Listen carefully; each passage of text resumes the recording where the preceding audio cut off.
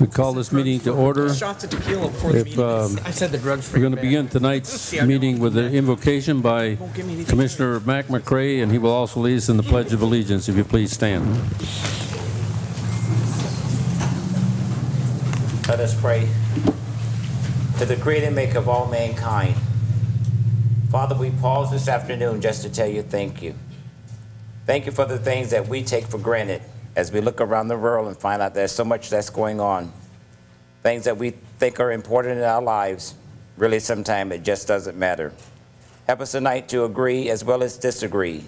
But when we walk from the dais, let us walk out with love for each of one of our fellow men as we sit up here to represent the citizens of Boynton.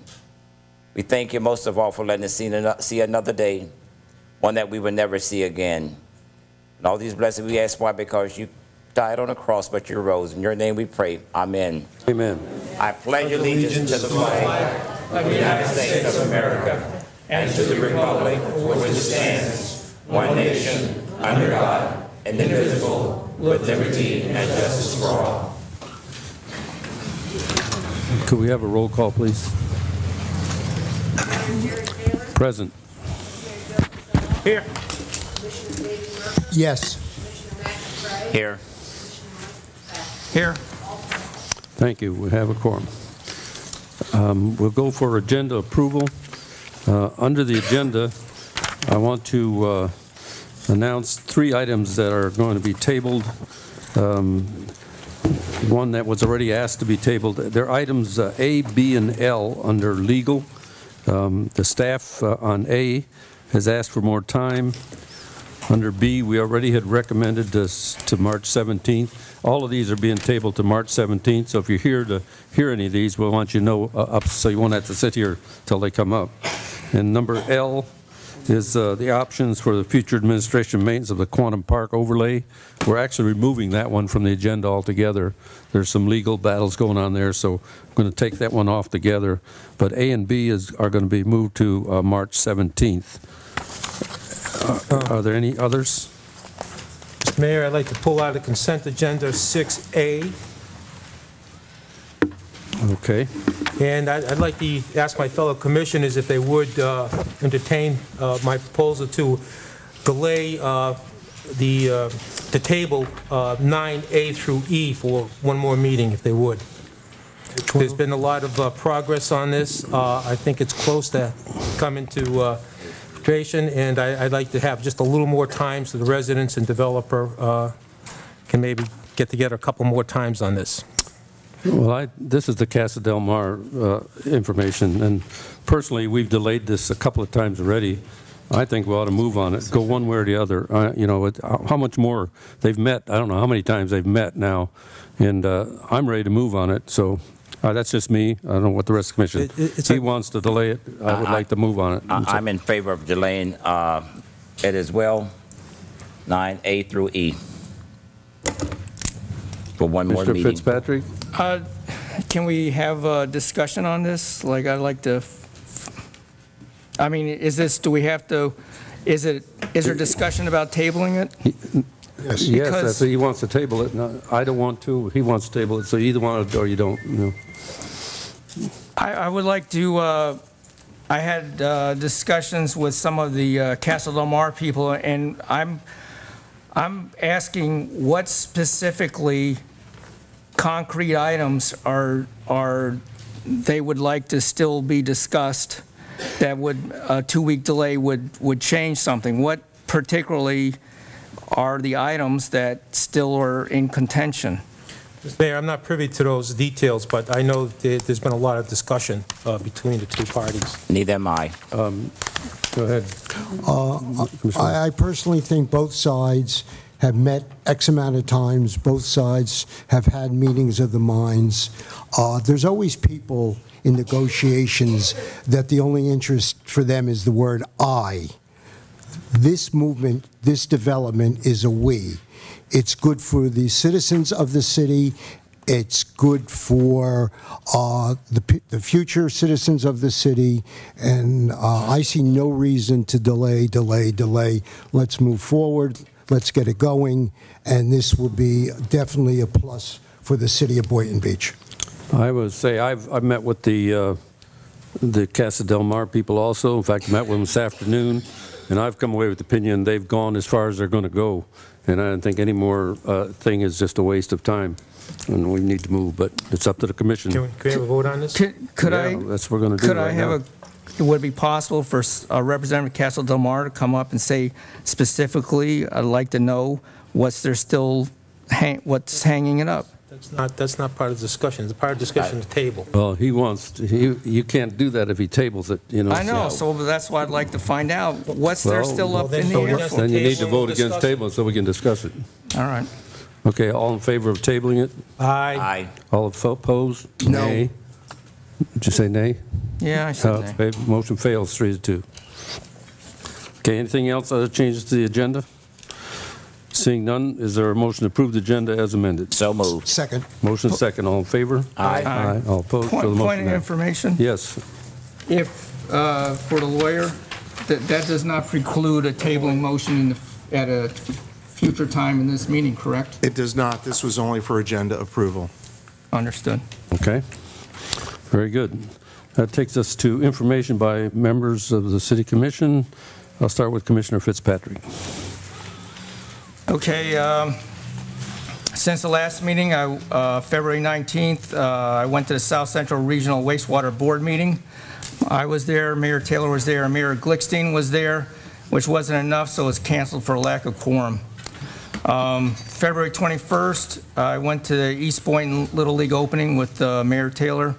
February 24th, Tuesday night, I went to a 4.5-hour Delaware City Commission meeting until 10:30 p.m. On the next morning at February 20th at 9 a.m., I went to a 5-hour pension board meeting. February 26th, I went to the Fire Rescue Award ceremony, and following that night, Seagate Condo Board meeting.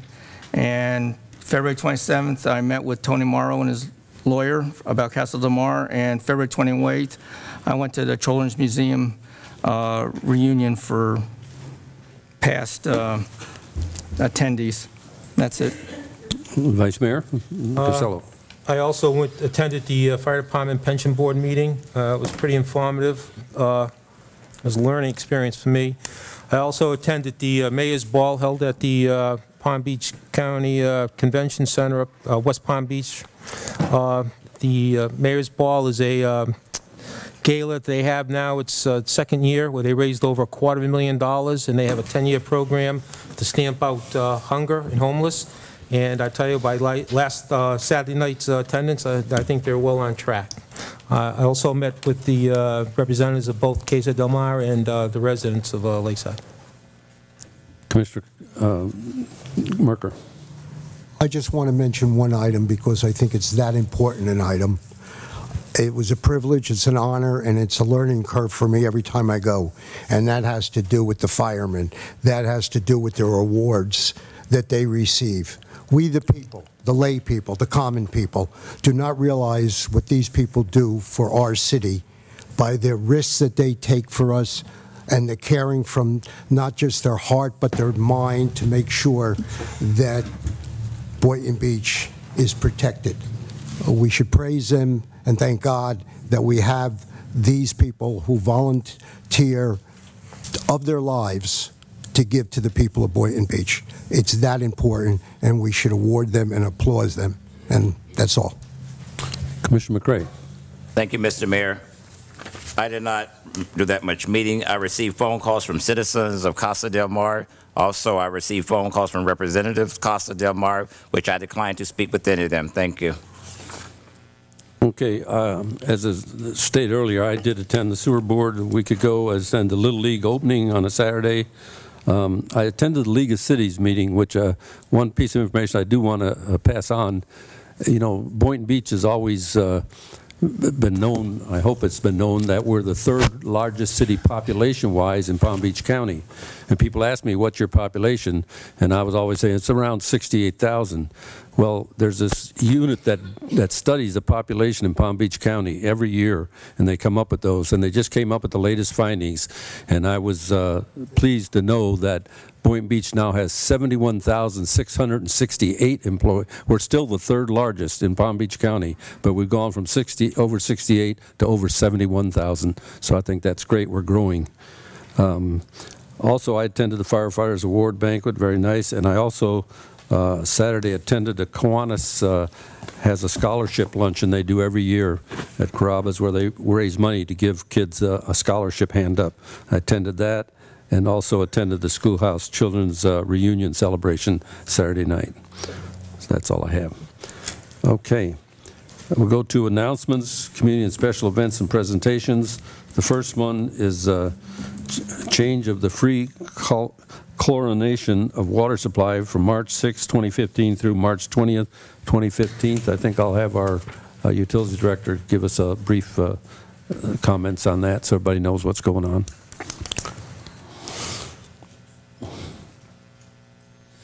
Yeah, Colin Groff, Utilities Director. Good evening.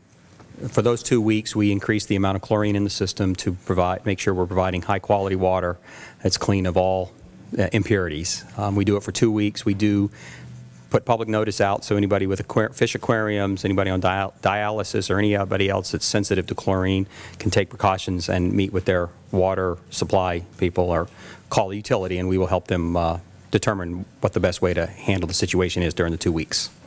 I got an email from a resident saying, I'm so happy you're not chlorinating our water anymore. So they read the article in the paper, and that's what they got from it. So I wanted to clear it up and tell them what's really happening. No, we are chlorinating, yes. We are required to chlorinate, yes. Thank you. Thank you. Colin, on a different subject, fluoride in the water. I know it was reported that we stopped putting fluoride in the water.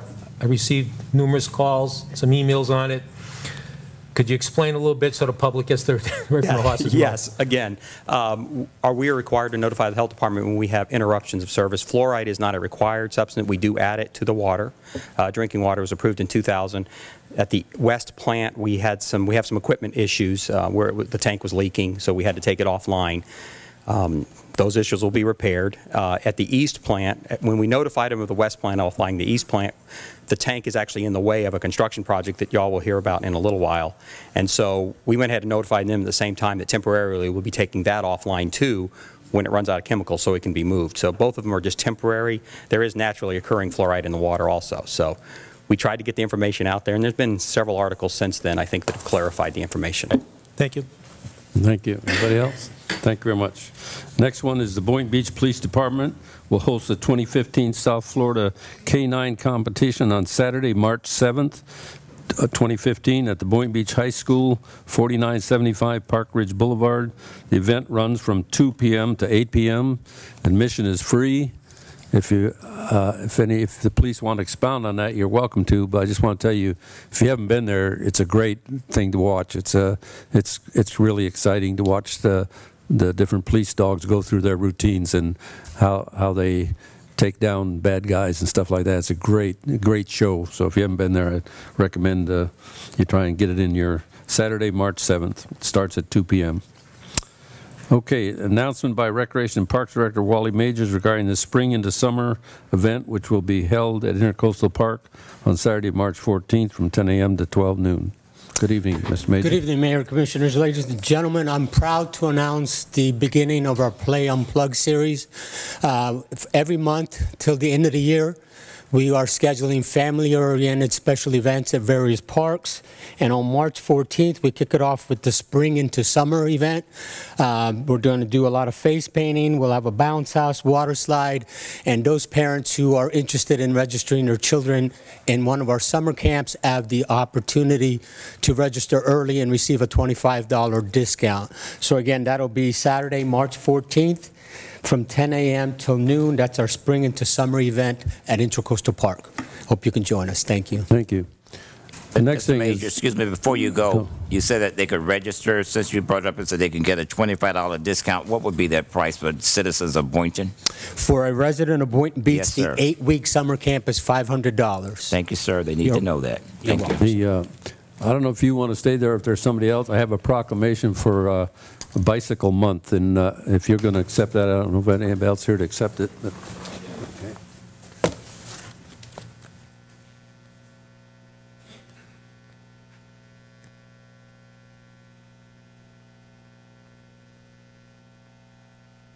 Whereas the City of Boynton Beach residents and visitors engage in bicycling as a viable and environmentally sound form of transportation and an excellent form of physical activity and recreation.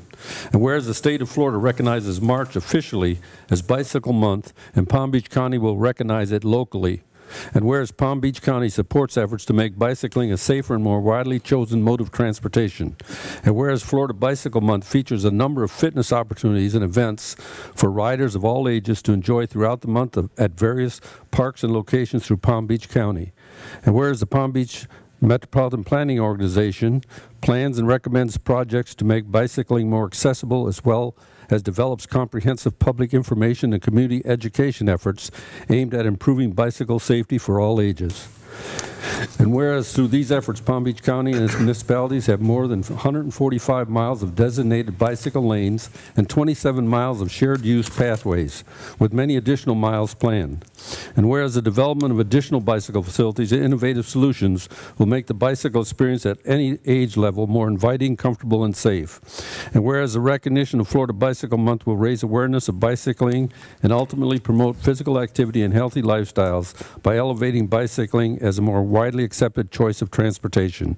Now, therefore, I, Jerry Taylor, by the virtue of authority vested in me as mayor of the city of Boynton Beach, Florida, proclaim March 2015 as Florida Bicycle Month. In witness whereof hereunto set my hand and cause the seal of the city of Boynton Beach, Florida to be affixed at Boynton Beach, Florida, the 2nd day of March 2015. Okay. Sounds like a recreation thing to me. Sounds good.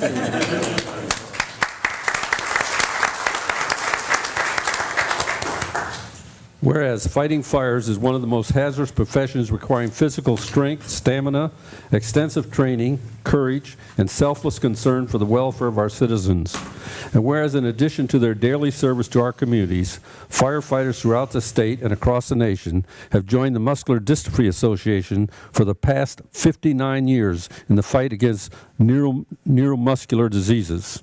And whereas Florida firefighters collected more than 1.3 million in over 300 communities, including the Boynton Beach Fire Rescue Local 1891, who raised more than $37,200 with their 2014 Fill the Boot campaign for the MDA, again making them the MDA's largest source of funding. And whereas the Muscular Dystrophy Association is extremely grateful of the City of Boynton Beach firefighters for their support and dedication. And whereas the funds collected by the City of Boynton Beach firefighters assist the MDA in providing medical services at local clinics, summer camp, research grants, support groups, and public education seminars at no cost to local children and families. And whereas in honor of the efforts of the City of Boynton Beach firefighters, the Muscular Dystrophy Association is sponsoring, quote, the Boynton Beach Firefighter Appreciation Month, end quote. And whereas it is appropriate for all City of Boynton Beach citizens to join the Muscular Dystrophy Association in this tribute to our firefighters. Now, therefore, I, Jerry Taylor, by the virtue of authority vested in me as mayor of the City of Boynton Beach, Florida, hereby proclaim March 2015 as the City of Boynton Beach Firefighter Appreciation Month. In witness whereof I have hereunto set my hand and caused the seal of the City of Boynton Beach, Florida, to be fixed at Boynton Beach, Florida, on March 2nd, 2015. Once again, the Boynton Beach firefighters have brought great pride upon this city. What a tremendous effort. We thank them.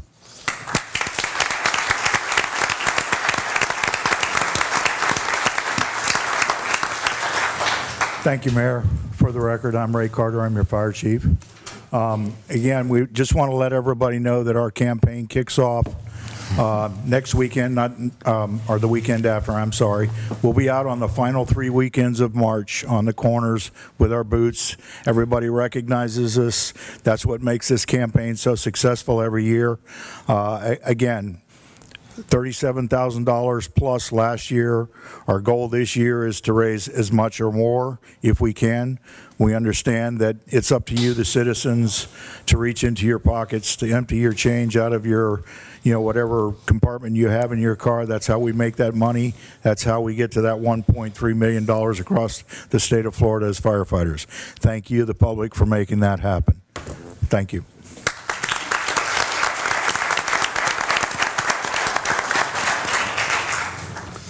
Next, to accept the report on the International Kinetic Art Exhibit and Symposium, February 6th through the 8th, 2015, and view the video. Good evening. Good evening. Debbie Colesdebay, Public Art Manager. Thank you, Mayor and Commissioners, for taking the time for this report for the International Kinetic Art Exhibit and Symposium. In your agenda backup, you have a detailed report that measures the success of the event. But I want to give a couple of quick highlights. We reached a goal of an estimated 5,000 visitors for the weekend event, with more visiting Boynton Beach since October, when the artwork was installed and the Kinetic Connection workshops occurred and the Avenue tours began. We also created local jobs to install the artwork, to produce marketing materials, and event setup and breakdown. And area restaurants and hotels were over capacity. Out-of-town visitors, they arrived early and they stayed later, which is all good things for Boynton Beach. And we received top-of-the-hour, front-page positive media coverage, reaching an estimated 2.5 million viewers and readers. And I'd like to quote Boca magazine. It says, "Boynton Beach is now one of South Florida's innovative hotspots for the visual arts." The most powerful results that I can say and measure the success is when people walk around with the smiles on their faces, and that they commented about the amazing experience that they occurred and the educational rewards, that the event was their destination over the things to attend throughout the whole entire weekend in South Florida. And due to this one-of-a-kind exhibit and symposium, Boynton Beach is now becoming known as the international leader in kinetic art. So now I'd like to show you the video that kind of captures the weekend's event experience. So Terry, could you please run the video?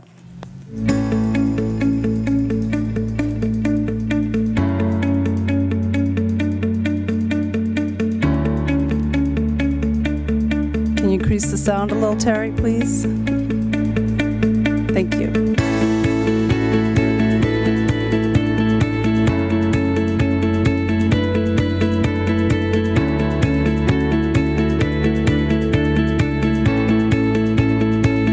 Is that creative link to get people to think, to get them to open up their minds, and that's very important. As all those disciplines, science, technology, engineering, and math, those require that creative thinking. And if you don't have that creative thinking, how do you create things like kinetic art that then inspire new technologies?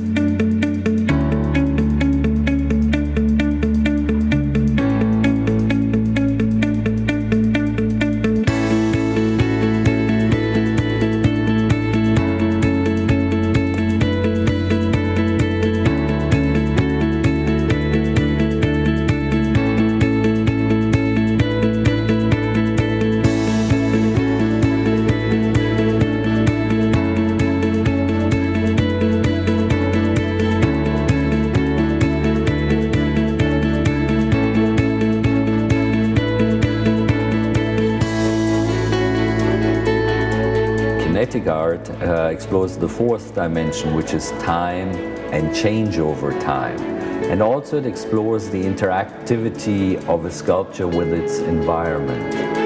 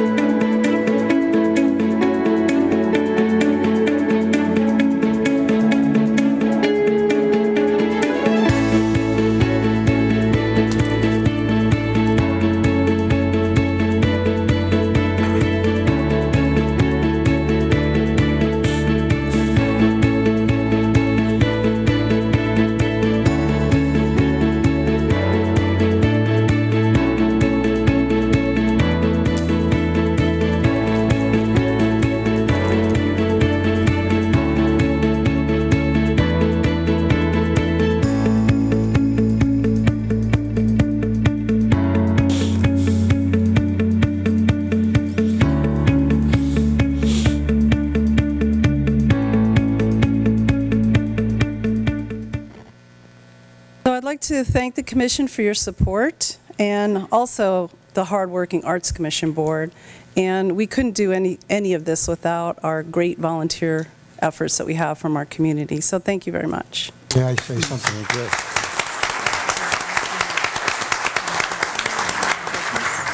Simply and to the point, I truly, truly enjoyed it. I think you did an excellent, excellent job. And the only thing I suggest next year, have 2 tents instead of 1.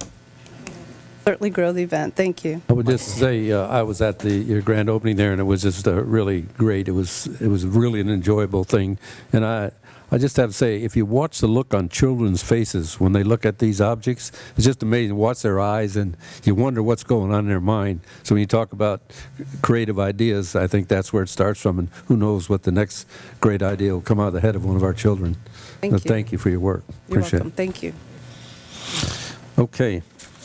That takes us to public audience. Individuals who would like to speak to the Commission on items not on the agenda may do so at this time. We ask you to give your name and address for the record and limit your comments to a 3-minute time period. And you'll have a clock up there you can watch.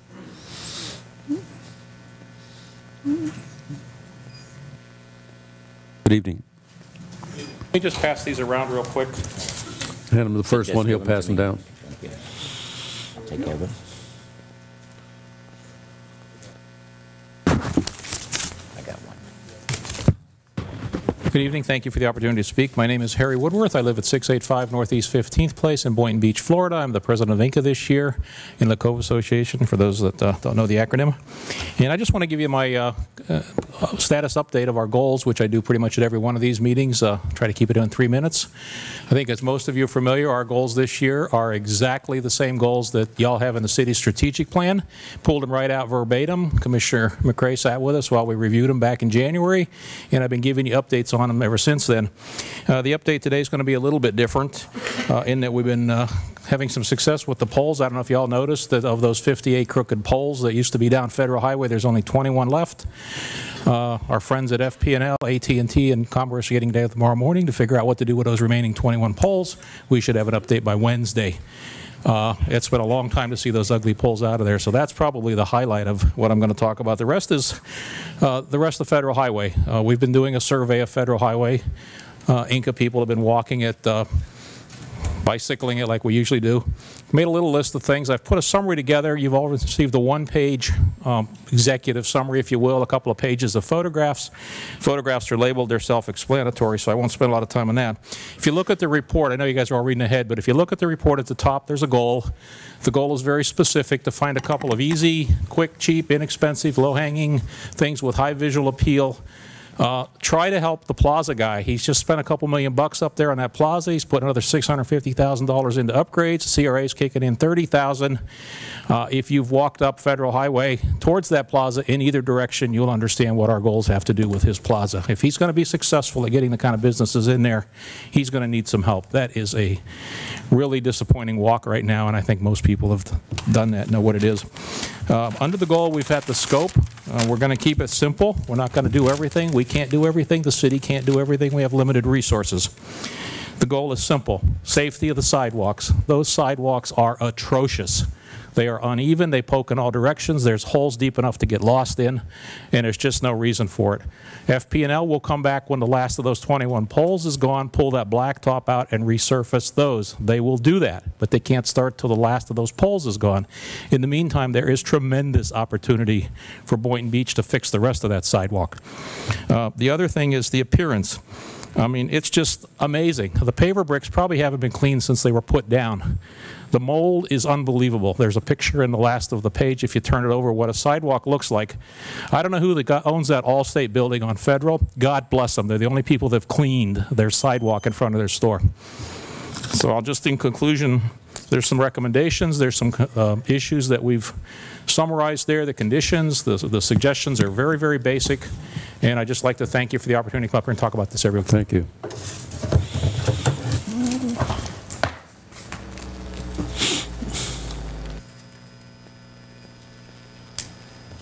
Hi, Lulu DeCamera, 836 East Drive. I walked with Harry, and my big thing is garbage. I didn't have a garbage bag with me, but there is so much stuff up and down Federal Highway.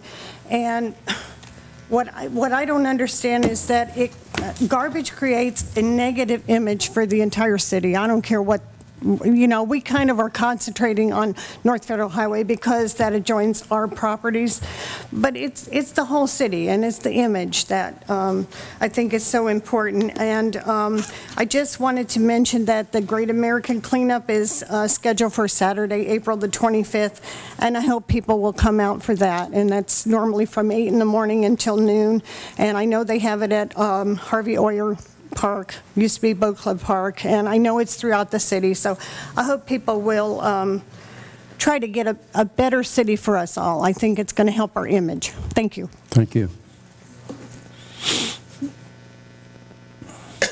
You're ready. Good evening. Minister Bernard Wright, founder of Bernard Wright Ministries, 713 Northwest 2nd Street. I am an Aboriginal of Boynton Beach. I would just like to first commend the Commissioner and the Boynton Beach Historic Resource Preservation Board and Mr. Warren Adams for the great efforts and attempts being made to establish our history, and also Chief Katz in establishing a dialogue with the community. We had a great meeting Thursday night. Thank you, Mr. Merkel, for attending, representing this commission, and it's all about our interests of the heart of Boynton Beach. Thank you, Lulu, for being there, Ika, representing that neighborhood. This is not just about Robert Wells and the history of Boynton, but about Boynton, period. But without a history, we won't have a connection, and we need a connection. There has to be a nexus, and so next time we'd like for Mr. Mayor and more of the commission to attend. We'll be having a follow-up meeting so that we will get a better information about our history and what our intentions are. Ms. Vivian Brooks, I thank you and for your office being open and being so warmly welcome today. And we discussed many things and we established a dialogue. We are all on the same page about a better Boynton, and it's about our children and grandchildren. And it's no matter what the issue may be, if it's concerning Boynton Beach, it's my concern too if it's right, and I'm got a real serious problem on the wrong side of the right, whatever the right may be. So again, I want to thank everybody for your concern. Whatever your concern may be tonight, and it's about Boynton Beach, then we want you to have an interest in all of Boynton Beach, not just the heart of Boynton, but we really want to focus on the heart of Boynton right now for this historical research project that we have, and it's ongoing. Thank you, and thank you. God bless all of you.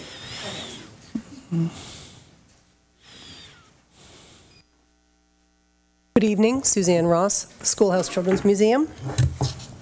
The museum has been a very busy place during the month of February. In addition to the incredibly successful Kinetic Arts Symposium, 2 weeks ago we hosted both the JCC and the Legal Aid Society events at the museum. And this past Saturday, despite the early afternoon gully washer and rainstorm, which did cut short the daytime activities, we did have over 350 people participate in the daytime activities. We were blessed that the rain stayed away for the evening, and we welcomed over 100 guests, including former Boynton school teachers and students, as well as community leaders and business leaders that enjoyed camaraderie, live music, libations, and great fare. The event garnered significant PR, appearing on channels 5 and 12 at 5 p.m. and 11 p.m., and again the following morning news. We wish to thank everyone that participated and sponsored the event, and we look forward to an even bigger and better one next year. So now it's on to March and April. 2 items to put on your calendar. If you happen to see a cat in a hat, looking for the museum on Friday, please let him know that his green eggs and ham will be available at 10. And on Saturday, April 11th, Princesses and Superheroes will once again be taking over the museum. Thank you. Thank you.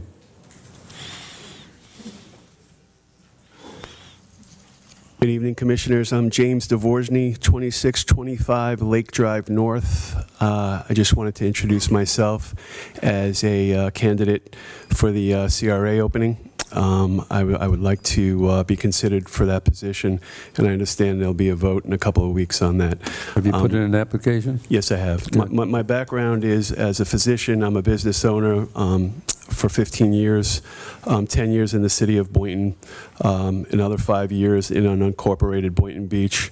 I have a lot of business background, managing people, and live in the CRA corridor. So I live in District 2, and I see the area each and every day that I drive up and down, so I'm very interested in participating and volunteering for the city.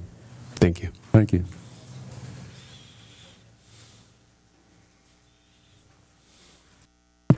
Good afternoon. My name is Ray Whiteley. I live at 5503 Wishing Star Lane. That's in Green Acres, but I am representing the Coalition of Clergy, which operates in Boynton Beach. I would like to first say thank you to all the commissioners for all the hard work that you do. But tonight is a night that we just want to publicly thank Matt McCray for everything that he's been doing for District 2. Matt McCray, we appreciate you, we celebrate you, and we just want to say thank you. Have a great night. Thank you, sir. Anyone else want to address the commission at this time? Items not on the agenda. Excuse me, Mr. Mayor. Mr. Whiteley, before you go, Reverend Whiteley, I just want to say, sir, thank you. I'm very humble. Thank you. Okay, we'll close the public audience and move to administrative. We have one appointment tonight. It's to the Veterans Advisory Commission at Vice Mayor Casello. It's an alternate position. You have the appointment. It's Stephen Anton. I'd like to move his name forward for appointment. Second motion. I have a motion and a second. Any other discussion? All in favor? Aye. Aye. All opposed? Show the motion unanimous. Okay, that was the only one. I believe there was 3 items on consent, but we approved them when we approved the agenda. Is that correct, Attorney? Or do you need a special extra motion for the consent? Thought A was pulled. A. I show A was being pulled. Yep. I'm sorry. I didn't. No, that was under a public hearing. 9A was pulled, I think. Yes. 6A. 6A? Yes, sir. Oh, I'm sorry. I pulled the wrong one. Okay. Item A, authorize Finance Department to reduce the allowance for uncollectible accounts and the accounts receivable accounts by $286,721.82. This amount reflects unpaid ALS transportation billings that have been in collections for 12 months or longer. I think you pulled that, Vice Mayor? Yeah. Okay. Tim? For the record, Ray Carter, Fire Chief, and I have with me Tim Howard, Finance Director. Yeah. I guess my question is addressed to Tim. Tim, the way I pull this, we have this discussion, it seems like every time, about this time every year, I should say. Last year, I believe the figure was like 200,000. This year, it's 286,000 uncollectible collectibles. There's a statement in it that says has no impact on city financial statements. Well, I kind of disagree with that, because I think if we had the 286 in our pocket, that would make a huge difference, especially at the Chief's Carter elephant in the room, nibbling at that elephant that we talked about, SCBAs and thermal imaging cameras. That would go a long way. It would go a long way with Chief Katz's men and buying probably cases of ammo for the guns and such. So 286 is a lot. Now, I'm not naive to think that we'd ever collect all that 100%. I'm not naive. But I think we got to get a better system in place that puts maybe a little pressure on the people who are not paying their bills. And what I mean by that, try not to pay your medical bill at a hospital, JFK or Bethesda. It doesn't work. I think that we got to take it to maybe the next step, maybe possibly putting liens on people that don't pay this. Now, I don't know their financial well-beings or the standard, where they stand financially, so maybe that's even impossible. But I think we got to make a better effort in collecting these uncollectibles bills, because we can't come in front of this commission every cycle $200,000, $300,000 short uncollectible. So I think we got to get a better program as far as a collection. Mr. Mayor. Yes, Commissioner McCray. Thank you. Tim, I'd just like to ask you a question. Can you get some comparisons for us, like for Delray, Lake Worth, so that we will have them to find out where we fall in uncollectibles when it comes to ALS, please? Yeah, we can check and see with the surrounding areas. Thank you. I want to see if we kind of in everybody line. knows on what happens with these is they're billed, we try to collect, we turn them over to a collection agency. If they still cannot collect, they turn it over to the credit bureaus. So are liens being put on people's properties? there's no liens that are go on. They're turned over to the credit bureaus. All right, but what I'm saying, can we take it to the next step? I can check with legal to see what the legal issues are with putting liens for medical. Thank you. Commissioner Fitzpatrick. What percentage of uncollected is 286,000? The 286,000 represents approximately 20% of what was billed that year, so we're collecting right at about 79 to 80%. Commissioner Merker. Question, this number 200 to 300, has that been consistent over the years? Over the past 5 years, would you say? It grows slightly because we increase our call volume every year, which increases the number of people that we transport, therefore increasing what we bill. So that number does tend to grow. What hasn't changed a lot is the collection percentage over the years. And we continue to collect right about between 75 and 80% every year as far as what we bill. The reason I bring that up, there's always a lot of variables why people cannot pay. And as the mayor said earlier, our population is growing. So to me, that seems somewhat logical that the amount will grow. I think you just don't charge like a bull into a room and say, well, let's collect it. I think the variable is the fact that the human side of it, of what the reason is. So to charge and say, hey, give me the money, I question that, and the procedure on what you're doing over a period of time obviously is understandable. But there's different variables in the reason why money is not collected, and I think what you're doing is probably the right procedure. Commissioner Fitzpatrick. When the transporter for homeless people, is there any state program like Medicare or Medicaid where we get any percentage of the cost of that transport, or is it 100% write-off? It depends on if they qualify for assistance or not. We have a couple of different avenues to go through the healthcare district, but you know what they pay versus what we actually charge or bill is very, very low. It's probably about 20% of what we actually bill is what they actually pay. So a lot of this might, I think, well, a lot of this these might be are all. people. This is all billings that, when uncollected for a period of time, were pushed to Penn Credit for an attempt to collect, and these are a lot of the combination of either people don't exist any longer in any databases where we might be able to find them, they're uninsured, therefore they don't have the ability to pay. They may have been deceased at some point and fallen off, you know, as far as what's able to be collected against an estate. A lot of that goes into this, as well as those who just simply don't pay what the bill is. I know the collections agency do their utmost to collect because their revenue is based on a percentage of what they collect. They don't collect, they don't get anything either. So, is there a motion on item A? So moved. Second. A motion to approve item A. A motion is second. All in favor? Aye. So the motion unanimous. B and C was already approved under agenda approval. Right. Correct? Right. Yes. We'll go to bids and purchases over 100,000. Item A. Proposed resolution R15-021, approve and authorize city manager to execute an amendment to the currently approved progressive design build contract with CDM Construction Inc. to reflect the change in the total contract price and duration. The new guaranteed maximum price for the contract is $30,803,124, and the project duration is 16 months from the notice to proceed. This is the project for the public of tying the west water plant to the east water plant. That's a huge utility undertaking. Did you want to comment, sir? Yes, sir. He needs to comment for the public when we're spending $30 million, whether he wants to or not. I like to hear it. I'm quite sure somebody else wants to know what we're doing with $30 million. Thank you. Colin Groff, Utility Director. I do have a very short presentation to talk about the project a little bit, just as a brief update. Again, this is the project that's going to improve the water quality for the customers of the utility, and it is the project that moves water from the west to the east and then retreats it and then pumps it out to the public. There we go. You know, just real quick, very high level, the work includes the ion exchange system, which is treating the water from the west grid to take out inorganics and other particulate matter that is in the water before it's treated. So it's a pre-treatment system. Second part of it is to upgrade the east water plant. It's an old water plant, and there's a lot of parts of it that's worn out, need to be replaced, and so it's upgrading many parts of the east water plant. Including a lot of valves and actuators that run the plant.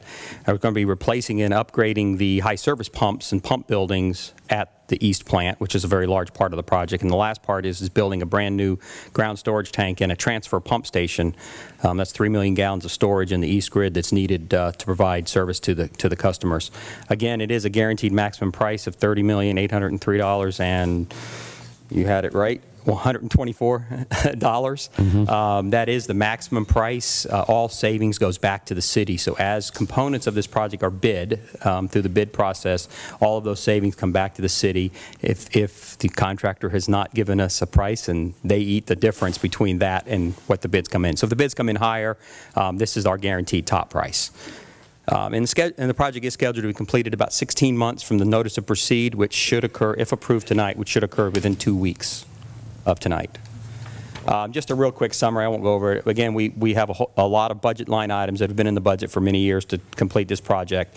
The guaranteed maximum price is actually $56,000 less than budget. So it's not a lot under budget, but it's a little bit under budget. But we do believe that there's a lot of savings once these projects become most of these components are bid, because these are not bid prices, and most of the project will be competitively bid on the open market. So we will see some savings on this number. Just a real quick project plan. Again, we talked about it. You know, the big circle is where the new ground storage tank's going and the high surface pump station. The 3 little circles are all parts of the east water plant. We are putting the ion exchange plant at the east water plant. It was originally was going to put it at the west plant. We moved it for several reasons. One is some cost savings. 2 is to put the water where we need the water to treat it. And it also, we had the space there to put it in. We had some tanks that they're beyond their useful life, and they're coming out anyway, so there was space already there to build these tanks. And we were able to reuse some of the buildings and some of the piping there for some more cost savings. And then real quick, benefits: it meets the water supply plan through 2030. It maximizes the use of what we already have paid for. We're preserving the valuable real estate at the west plant. You know, if growth is continuing right now, and as growth continues, we're going to need space there. If we had built the ion exchange at the west plant, we wouldn't have been able to expand that plant. We believe in the 50-year time span. I know a lot of people don't like to look at 50 years. We like to look at 50 to 100 years. That plant is going to need to be expanded, and the type of equipment, we will need that real estate in 20 years from now. I won't, but somebody will need that real estate in 20 years from now. We also improved the site security and aesthetics at the east plant. We're doing a lot of work on the site. One of the big things that I like is we're trying to get employee parking outside the plant. Right now we have, you know, a lot of employees parking the personal vehicles within the plant. We are securing the plant, and there's a lot of reasons for that, for water quality, for water safety. So we're going to be securing the plant, and all personal vehicles and all that are outside the plant. That's a big issue we're fixing. It does meet our environmental objectives of using the water that's on the west, so we prevent saltwater intrusion into our east wells, and we preserve our east wells so we have good clean water when we need it. And again, the guaranteed price is a little bit less than the budget, and we're going to see more savings as we go through the project. One of the things we're not asking for is any contingency on the project. As you know, when I usually come up here, I'm asking for 5%, 6% contingency. We're not on this project because we spent a lot of time with the team developing what we call a risk register. We went through every single thing that we think could happen on the project, and we assigned, if this happens, what will be the cost, and then how do we avoid it? And we've actually written down how do we avoid all those things. So we're not asking for contingency because we think we've identified everything that may need contingency, and we're going to avoid those things that require those dollars. Now, if something does happen that we are unaware of, which it is a large construction project, those things can happen. I don't promise perfection. We're working real close trying to get to it. Don't promise it. We will come back to the board for some contingency funding. We don't think we're going to need any. We think with what we're doing, we're fine. We've measured all the risks. We know what the risks are. We also, in the risk registry, have identified about $400,000 or close to $400,000 if we can do some things a little bit better than what we think we're doing, which we believe we can. We're going to save that money also. So it helps you go in the positive way too. And the reason we can't say that yet is because we haven't gotten to that point in the design and construction. A lot of these are construction items that if we do them really well, we're going to save the money. And if we don't, we have a guaranteed price. So we're going to try to do them well. That's our goal, to do them really well. And then the last thing is we do have a website up for the project. We developed a specific website for the project because it is a big project. This is the website, and on there's a lot of information about the project.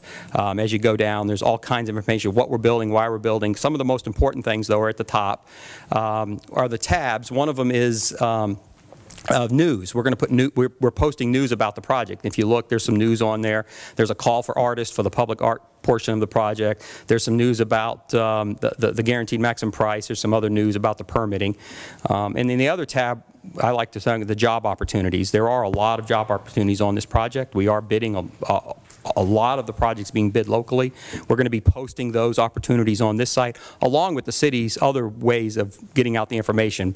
But this is a specific site for people to use if they're interested in working on the project. So with that, if anybody has any questions, I'd love to answer them. Yes. Thank you. You know, Mr. Graff, you and I, we're the best friends in Boynton, you know, and anytime, you know, something comes up, you know, I'm about one of your fondest and best cheerers. Thank you for giving us that report. They needed to hear that. We got the information, but I need to hear from Mr. Howard, you know, in regards to this $30 million, rather, the citizens. I want to make sure that somebody let them know that we do have the money. Tim Howard, Director of Finance. The financing for this is done in a couple pieces. We have some of the funds for part of it, and we'll be coming back to you. It's going to be phased in. The plan was to bond for part of it, and that's in the works now, to where now that we know what the amount is, we can look at the projects and come back with a bond financing deal. Are we looking at probably bonding? This is what I need to hear. At least part of it, or the majority of it, and it'll be paid through out of water utility revenues. And that was always the plan, but we couldn't do anything until we knew the guaranteed price as far as dollar-wise. Oh, okay, thank you. I need Mr. Graff again. Mr. Graff, a couple of weeks ago, the city of West Palm, one of their tanks, that big pipe, the thing came loose. Yes. Explain to me our maintenance, like if we got something like that, because I hate to wake up one morning and see it happen in Boynton. I'm not exactly sure what happened. What we were told may not be exactly what happened. There was a manway where it appears it was a manway where the door failed. The gate that closes the manway off of the tank failed, and it popped open. The staff said it was done purposely. They were draining the tank, and they just drained it to the wrong place. We're not sure. But the question to the answer to your question is we do perform annual maintenance on all of our tanks all of the time. We constantly look at our tanks. It's part of our routine maintenance requirements. There is a DEP requirement that they're inspected every 5 years, and they are inspected every 5 years. So we do watch our tanks. I've never seen a manway fail that way, so there was something else involved in that. So I can't tell you more than that. It is in a different utility. So all right, thank you. Having set up here on the commission before and recognized this project, we did have it on site, like saying that we was going to do it like some years ago. We've been working towards it and working forward to getting it to come to fruition. I'm glad tonight at least we're seeing some things that we have been promising the citizens. They're coming forward now under your leadership. I do want to just personally tell you thank you, sir. Not that I'm sucking up to you, just want to tell you thank you. Thank you. No, don't ever do that. Mac has a way with words. Yes, Commissioner Fitzpatrick. When does the drilling the 3-foot diameter pipe on I-95? Yeah, that's segment C. That's a different project than this. That's not included in this project. That project is, we are pushing to try to get it out to bid in the next couple of weeks. And so we'll have about a 4-week bid time and then a couple of weeks to review, and then it'll come back to you. Once it comes back to you, we'll have a firm schedule. We'll know a firm schedule. And again, that is a pretty interesting project. We are pushing very large pipe for a very long distance, drilling it underground without any disturbance above ground. So we're going to invite people to come see it when it happens, because it happens really quick, and it's very interesting if you like that kind of stuff. Their motion to approve Jeff item Livergood will be there. Yeah. 7A. So moved. I have a motion to approve 7A. Is there a second? Second. A motion second. Any more discussion? All in favor? Aye. Aye. Show the motion unanimous.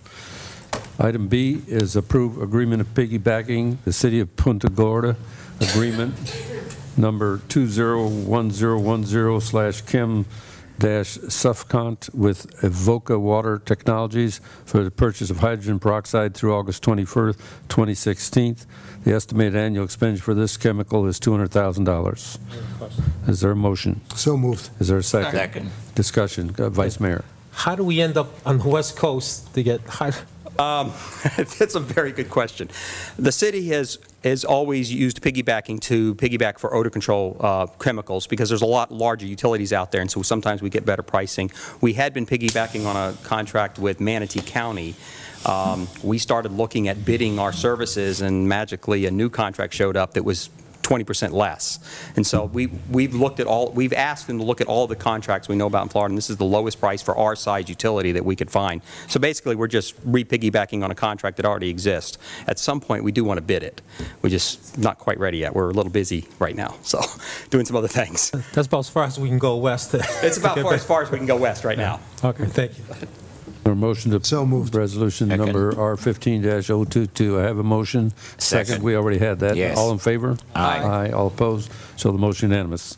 Item C, approved change order number 3 for p.m.on, Inc.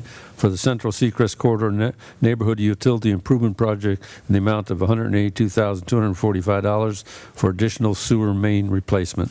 Is there a motion? So moved. Second. Motion second. Discussion? Yes. Vice Mr. Mayor Graff, I'm McGrath. glad you're up there. Can you tell the citizens, give them the avenues, please, where this will be going? Yes, absolutely. Terry, can you? Thank you. There's a map up on the screen. Basically, this is in the Central Seacrest Corridor Neighborhood Improvement Project Phase 1. It's an area that, this project, again, remember, that project does not include any sewer replacement. The sewer was investigated back when the project was designed in 2007. This segment was fine at the time. About a month ago, D.R. Horton is building homes in that area, and they started connecting to the line, and we found a lot of roots in the line. The line is basically failing due to tree roots. There were a lot of trees planted in the right-of-way in that location that were probably the wrong type of tree. And so there's so many connections that it's actually less expensive to replace the line than it is to try to clean the roots out and line the line. So we actually picked the less expensive, but it is to connect 17 homes onto a sewer system that is starting to fail, and we don't want any backups. So there's two sections of it. It's 700 and something feet, almost 800 feet of sewer line. And the reason we went with the contractors out there, they're already out there, they're mobilized, they have their equipment out there. They actually gave us the lowest price that we got. We looked at an emergency contract and we looked at a Palm Beach contract.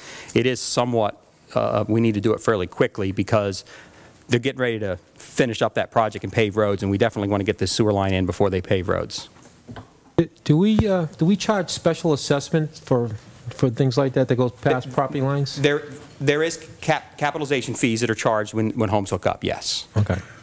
How about like per foot, like you got X amount going through your frontage? Not on this, because this system was already existing, so we would not charge any extra on top of the cap fees, which I don't know for these houses what it is, because our cap fees change on the size of the house and all that. Okay. But we do charge a fee, a connection fee when they hook up for this kind of construction. Thank you. Any other questions? Is there a motion on item So moved. C? We already moved. Second. Second. All right. All in favor? Aye. Aye. All opposed? So the motion unanimous. That takes us to public hearings.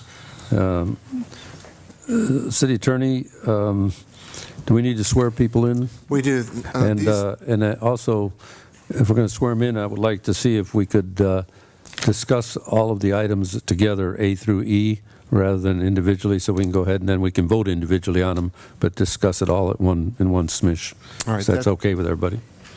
Mr. Mayor, we'll have to ask the applicant if they're all right with that. Excuse me, before we move on, will citizens have a chance to put input on this? It's on the agenda, yeah. Thank you. Yeah. Yes. All right, anybody who intends to testify in this proceeding, please raise your right hand. You swear or affirm the testimony you're about to give will be the truth, the whole truth, and nothing but the truth. When you come to the microphone to testify, please identify yourself. If you're here in a representative capacity, please state who you represent. If you have special qualifications to testify, if you're an architect, an engineer, something of that nature, please identify your qualifications as well. The documents that are made part of the commission agenda package and were part of the commission agenda package when this matter came forward the first time will continue to be part of the record of the proceeding. But if you have other records that you want to be made part of the proceeding, please identify them. They will be marked or numbered, and a copy needs to be left with the clerk.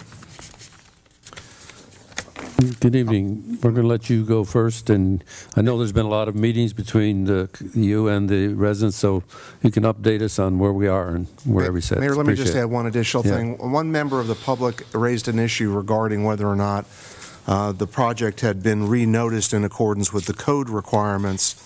The city does have an affidavit, as required by the code, that notifications were not simply mailed, but posted on the property. There are pictures of the signs that were posted as well. This document will be made part of the record as well. Thank you. Good evening. Good evening. For the record, Dodie Glass with Gentile Glass Holloway O'Manhe. I am a certified land planner and also a lead certified professional, and I represent the applicant, Kay Hovnanian. And also with us this evening, I have Marty Perry, who is on our team as well. He's our legal counsel. We also have multiple representatives from both our project team and from Kay Hovnanian himself. We have Derek Fennick and George Schumeyer, excuse me, both with Kay Hovnanian along with Michael Caputo and Stuart Kennedy. We also have with us Kermit White, our architect, Howard Jablin, our engineer. From Goldesich, we have both Jim Goldesich and Aaron Goldesich, our marine consultants. And I think I've covered most of the folks that are here with us this evening for the record. Thank you for having us here this evening. I'm going to take a little bit of time to refresh with where we are on the project. This is obviously the aerial of the property.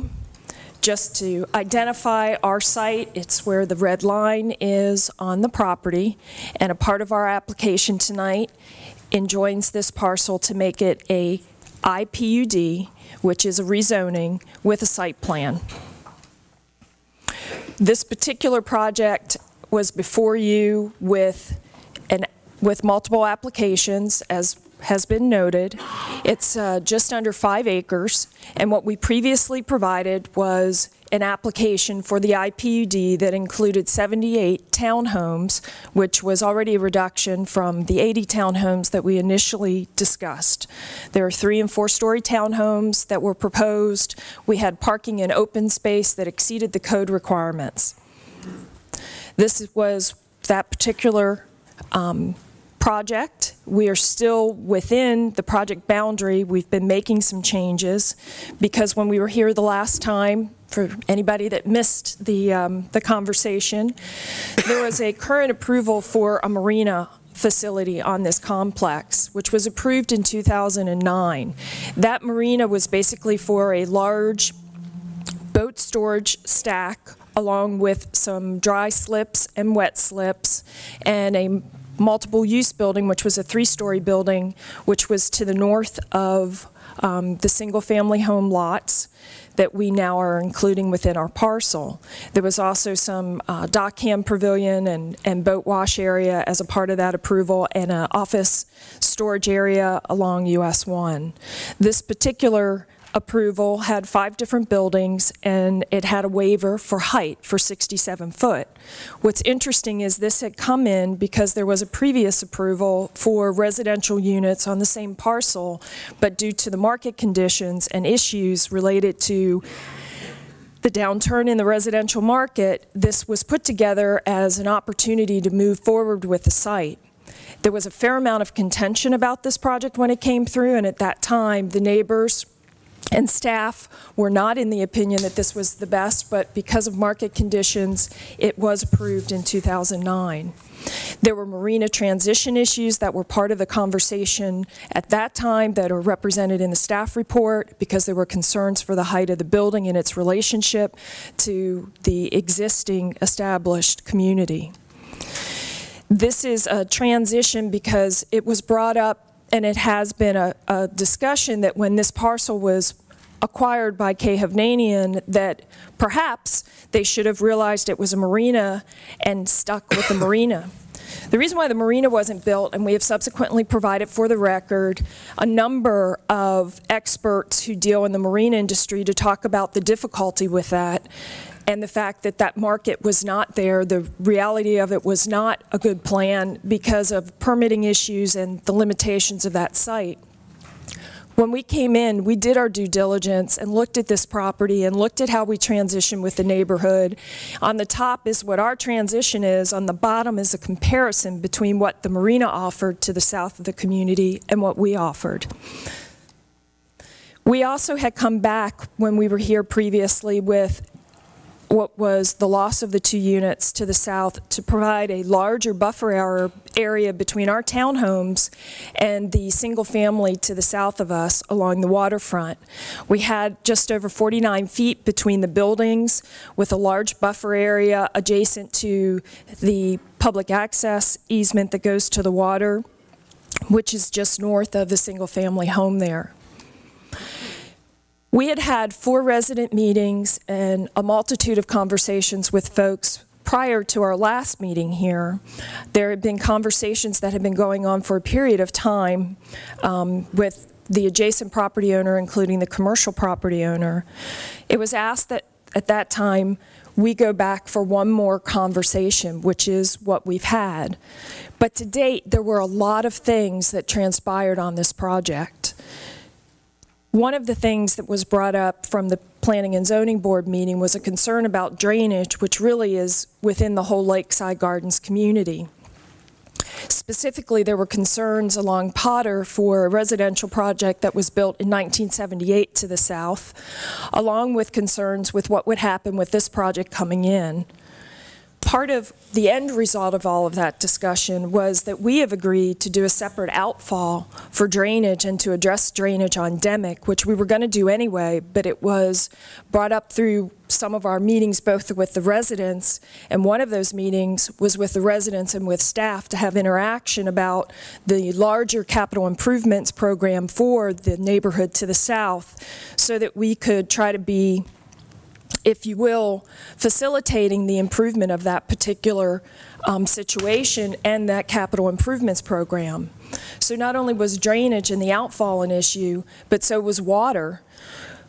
We were asked to redesign our water system. Obviously, we have to run water lines, but it was asked that we bring it south on the site and put a new 8-inch line into the community along Demick. And one of the reasons for that was that's part of the future improvements that were needed for the area, and we could piggyback on those, kind of multitask, which is, you know, there's a great synergy to that. Also, as a part of that, there is a hydrant that would need to be replaced. There's currently a hydrant with a 4-inch water line that doesn't meet the standards to provide appropriate service.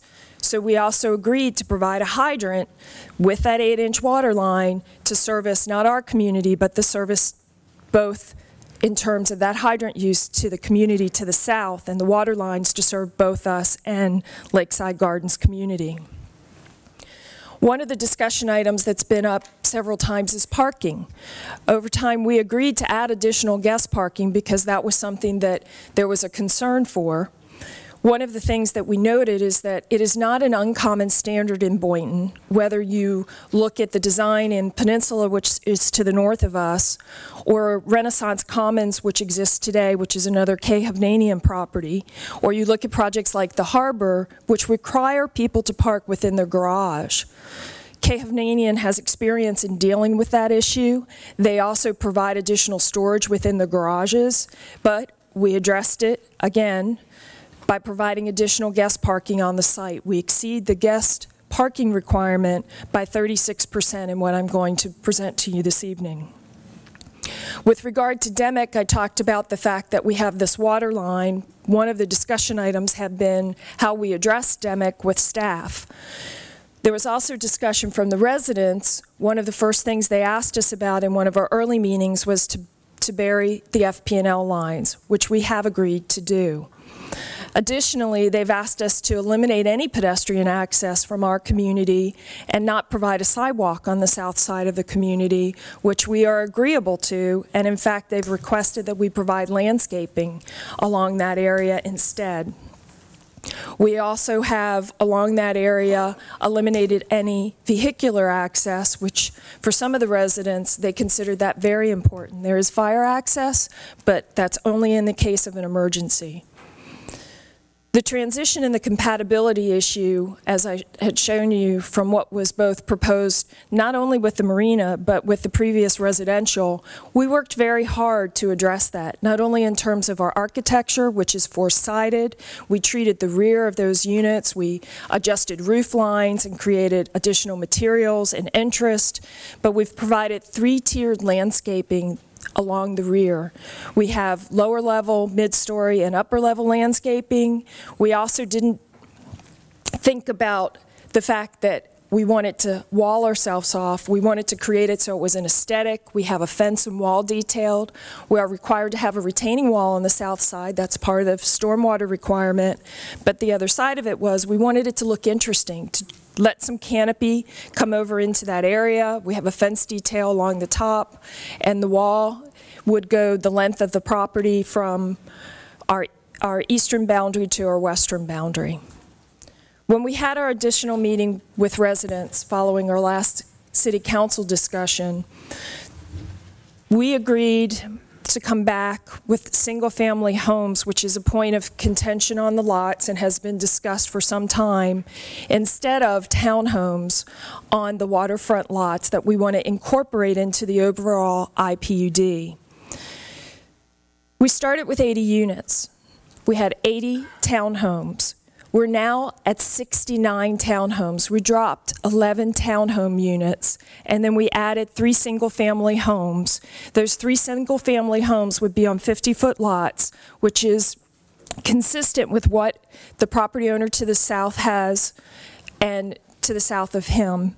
And we would agree to a condition that requires it to be built that way and have addressed both that we intend to build similar houses, 2-story houses, on those 3 lots. Overall, the density is now less than 15 DUs an acre. The original residential that was approved out here was at 19.94. We started below that with our townhomes, but now we're below 15. This is a comparison again of the setbacks and the issues. This is the marina plan. It limits what the landscape areas were that transitioned between both the Demick Road and the single-family lots on the waterfront. To the north of the single-family lots, we actually are down to 6 feet of landscaping with a 3-story building that had balconies that wrapped and looked south. Along Demick, you had a minimal landscape buffer with a parking area and then the 67-foot boat storage barn. What we're proposing now is significantly an improvement, but it is also one step further in trying to compromise with the neighbors. We have 4 applications before you. We have the abandonment of the road that is Lake, which abuts our property. We have the land use plan amendment and the rezoning to include these parcels within the IPUD and the site plan that accompanies the rezoning application. This is the additional parcel that would be included within the IPUD to square off the site. This is the proposed plan with the 3 single-family homes that would be incorporated within our community, which would be gated, and to the south we would have a wall and a fence detail along with the landscaping. This is the area of the abandonment. Traditionally, abandonments, when they occur, the property goes to the property owners on either side of the road equally. In this case, we own both sides, and we're requesting that abandonment. This is the subject parcel, which is subject to the IPUD in its entirety. This is the neighborhood to the south. If this is what our parcel looks like to the north, this would be their parcel to the south, which is also respected in terms of a community that provides access through the community based on Demick, Lake, and Potter to the south. There's been a lot of conversation about the nature of this property, and I would point out that it's often been said that our lots would be better served to stay with Lakeside Gardens, and we disagree. We believe that they're adjacent to the townhomes within our community and should be a part of our community in order to maintain the continuity of development, just as we were going to respect the continuity to the south. If you look at land use, this is the land use pattern. You can see the site, which is identified in red. All we're looking to do is square off the site, which is a common practice that you see. Even the CRA plan talks about providing opportunity to add parcels within and promote that type of continuity and unity. Again, it's the same with the zoning. You can see the established pattern to do the same within the community. I mentioned the CRA plan. The comprehensive plan talks about this area and establishes it as the Study 1 area of the CRA plan, which promotes and has previous approvals for the special high-density residential, which we're requesting, which permits up to 20 DUs an acre, but we're only requesting the 15 with the revisions that we have in the plan tonight. And this is that plan with the 3 single-family lots, which again brings us to total units of 72.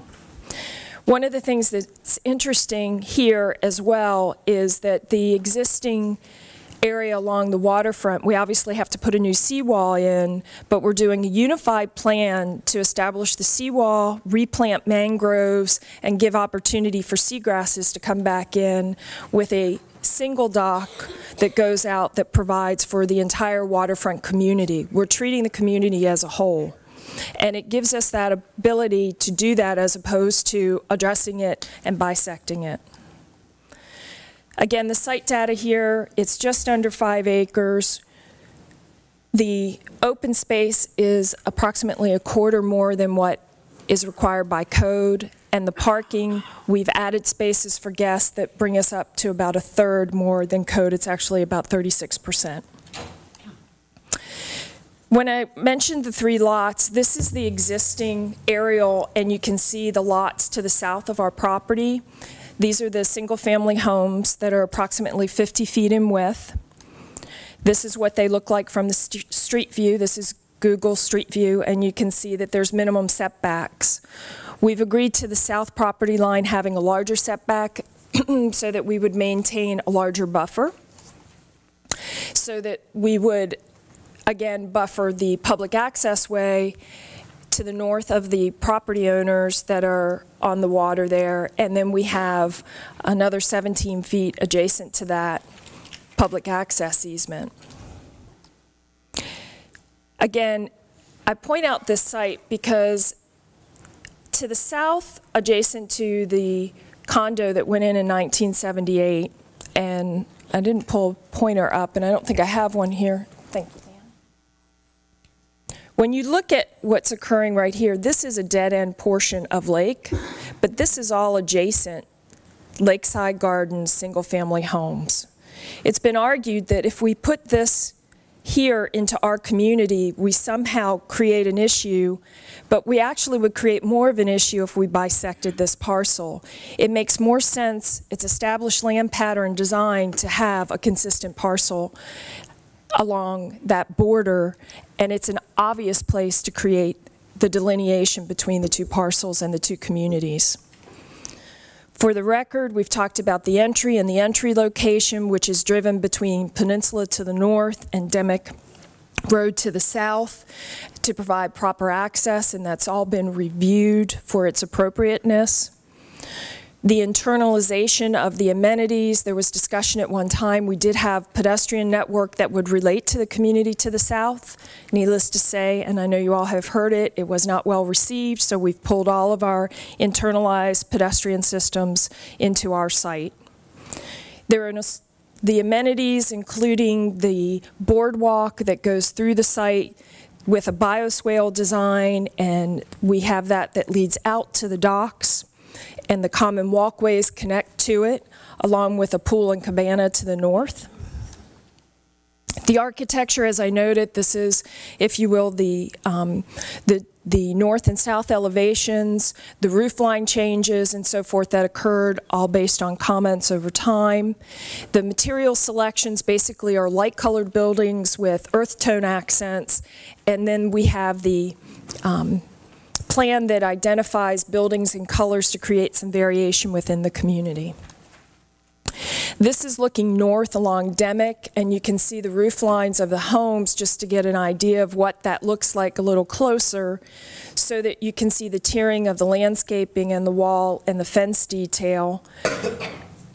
We're trying to give it a good sense of both interest with keeping the privacy between the two communities and separation, which we've agreed to respect to the residents to the south.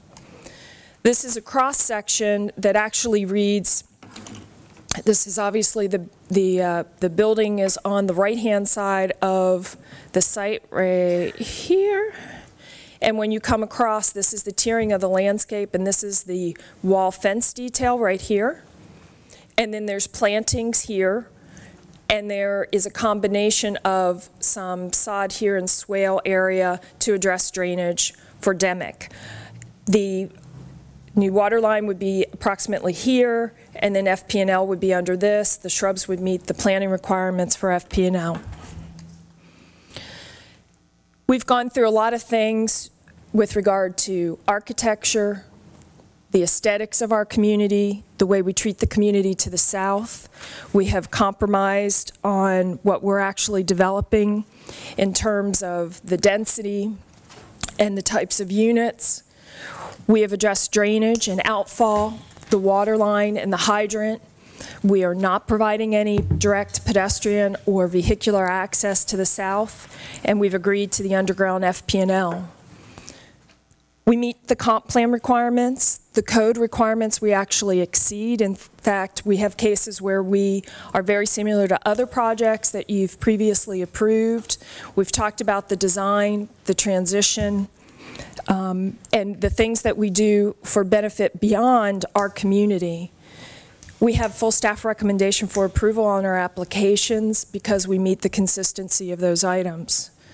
We've talked about this height transition. In the back, you can see what that marina building would have looked like here compared to what we look like, and you can see this comparison of the height and the transition with a 1- and 2-story home compared to this marina structure. We exceed, as I noted, the code requirements. You have projects, as I noted, Renaissance Commons, Peninsula, the harbors, there's others. We've provided emergency access. We've addressed the internal design, all consistent with code. In conclusion, we have a builder that has been building in this area for over 15 years. They have local officers. They have an extensive amount. They have 50 years of experience in the business. They're a national builder. We have listened and worked both with staff and the residents. We have compromised. We've worked to be a good neighbor. We're providing things in terms of landscape, architecture, and engineering considerations that go beyond what our community needs to address the broader community of Boynton, and we think that that has been something significant for both our project and for the adjacent community. Derek Fennick from K. Hovnanian is also going to speak with regard to their position here with their community and with Boynton. Good evening. Derek Fennick, Division President for K. Hovnanian Homes. Also, for the record, I'm a Florida State licensed certified general contractor. I've personally been with the company for over 15 years. As Dodie mentioned, we've been in business since 1959. We've been actually building here in South Florida since the early 1960s. We built over 1,000 homes. Can't tell you the exact number. I just know it's over 1,000 homes in the city of Boynton Beach alone over that course of time. As Dodie mentioned, our office is located here in Boynton Beach. We're off of Gateway and Quantum Boulevard. In our building resides over 140 associates with an annual payroll of over $12 million. And on average, each of our associates makes on average anywhere between $70,000 and $80,000 a year. When we develop communities, you know, it brings a lot of business to the area.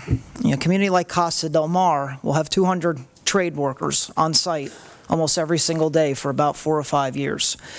And I know sometimes people seem to think, oh, once you're in and you're out and the trades are gone. No, but there's property management companies. There's a lot of, there's easily the average size, I would say, crew in a community like this would be over 20 or 30 people that maintain the property for its life, the life of the property.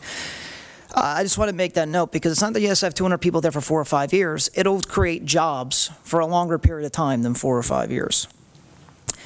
You know, we're a quality builder. Like I mentioned earlier, I'm a certified general contractor. Every home we build is under my personal license, so I always have personal interest in how we build our homes. Trust me, extreme personal interest in how we build our homes. And I can say with pride, we build one hell of a home. I mean, we use all block construction. We have impact windows. We're very environmentally and energy efficient conscious. You know, we use hybrid water heaters in our homes. We have cutting class, our first class insulation in our houses. I like to tell our customers, you know, builders use the word code a lot. I don't want to look at a customer and say, I built you a house to code. I want to tell you, I built you a home better than code. Because all code says is the minimum of what I should build somebody. And our company, we don't build minimum communities. We build first class communities. You know, we've met with the residents for God, going on 2 months now. And I feel we have done a tremendous amount of compromises in regards to what the residents' concerns were. Like Dodie mentioned, and not to rehash it because I know we've heard these stories or this line many times, but we've removed the gate accesses off to Dimmick Road. We've made sure that there's no pedestrian traffic or vehicular traffic onto Dimmick Road. We've dropped the density on the property by actually 10%, which is huge. It's $2 million in revenue on a $44 million project, which also has a tax implication to the city with that $2 million that was taken off. So, you know, I always ask myself when we're developing these communities, not as only is it good today, but how's it going to survive the test of time? And, you know, 10 years from now, I could look myself in the eye, and everybody in our company and all of our consultants can look ourselves in the eye and say, you know, we did the best to not only build a great community, but also to make sure this is a lasting value for the city of Boynton Beach. And, you know, I really think that we have done a tremendous job to build another great community here in Boynton Beach. So I thank you for your time. I thank the residents for their time during the last 2 months. And that's it. Thank you very much. Thank you.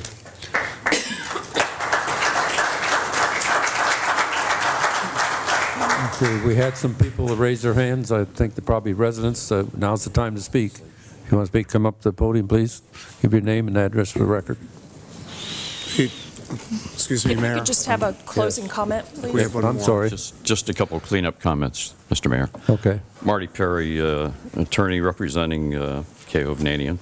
I just, a couple of things just for purposes of cleanup. I mean, Dodie has gone through the things that we are providing relative to the adjacent neighborhood.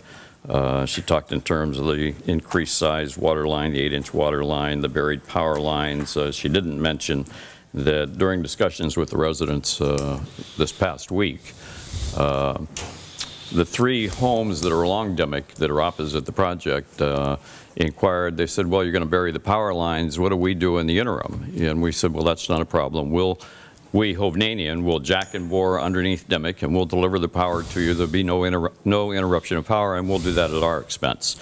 So I just wanted to point out that was an additional item.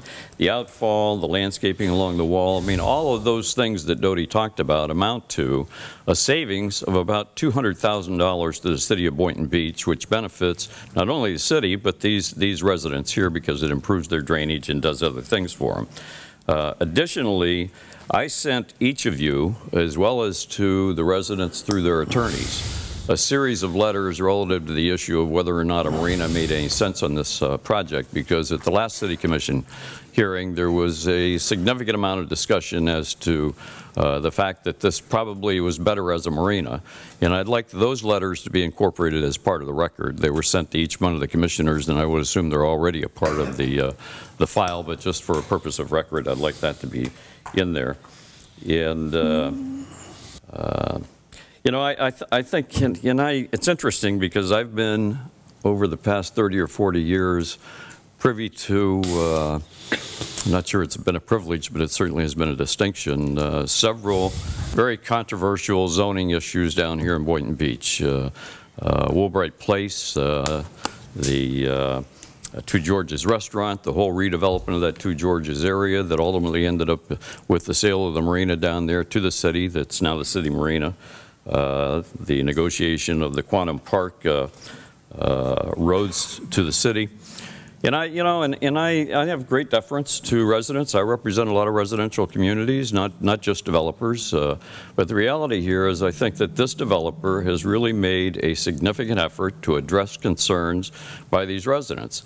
And I've asked Doty to put this back on the board again, because the biggest issue, it seems to me, is what do we do with these 6 25-foot lots that are colored in yellow there that we're proposing to put 3 50-foot single-family homes on?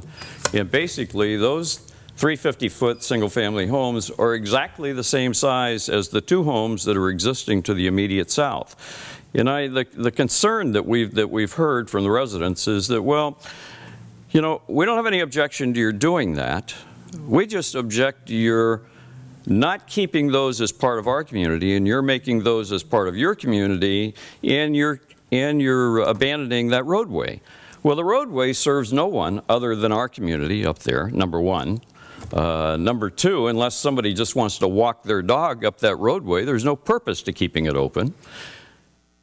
If we were to close it off, we end up having a problem on our hands, which means that how do we get our traffic? You know, we need access into that corner in there in order to circulate our traffic, which means our traffic needs to come out into their neighborhood, and we've heard very clearly from the residents that they don't want our traffic out in their neighborhood, and frankly, it doesn't make any sense to have traffic in their neighborhood.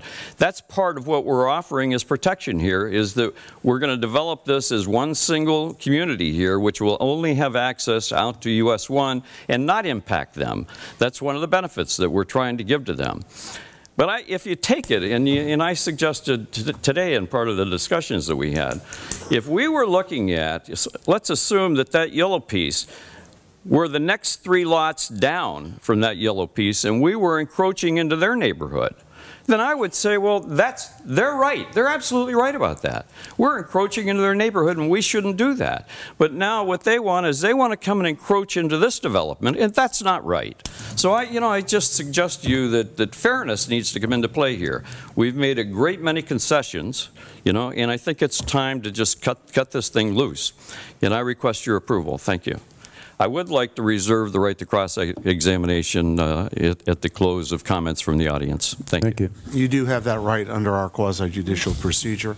Mayor, with the balance of the speakers that want to come forward, I've got it set for 2 minutes. It's a guideline, so you'll hear it go off. I'll turn it off as quickly as possible. We can hear from every one of them. Yes, everybody gets to be heard. Yes, sir. Thank you. Good evening. My name is Don Bronchick. Excuse me. My address is 7390 Wisteria Avenue in Parkland. No, I don't live in Boynton, but my folks were one of the first into Aberdeen in the late 80s, so I have a little bit of a legacy.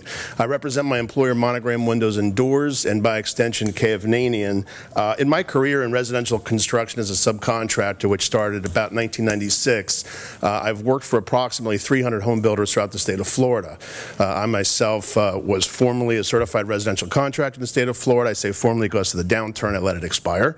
My mistake. But in working for those 300 builders over the course of my career, I've come to know a lot of builders, good, bad, and ugly, and I will tell you that K.F. is one of the finest home builders I've ever had the pleasure to work for. In fact, I remember when I first got started in the late 90s, they were the National Association of Home Builders Builder of the Year. So I know quality is important to them.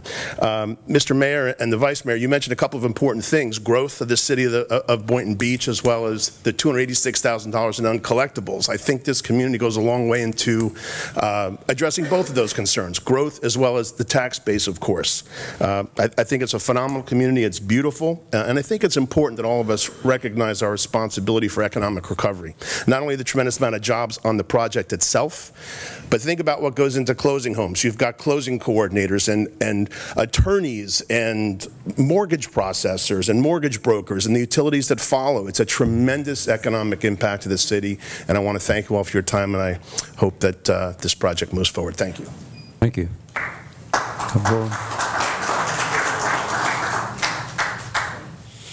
Are we going to get 3 minutes? 2 minutes. No. 2 minutes. Before I start, then, I just point of clarification. There's 4 items. Are we just going to get 3 minutes for this whole project now? Or are we Yeah, gonna be talk getting, about everything. Give us all your concerns right up front on anything you so have we're not going to concern get 3 minutes on each for each item? We've already bundled it all together. So I get 2 minutes.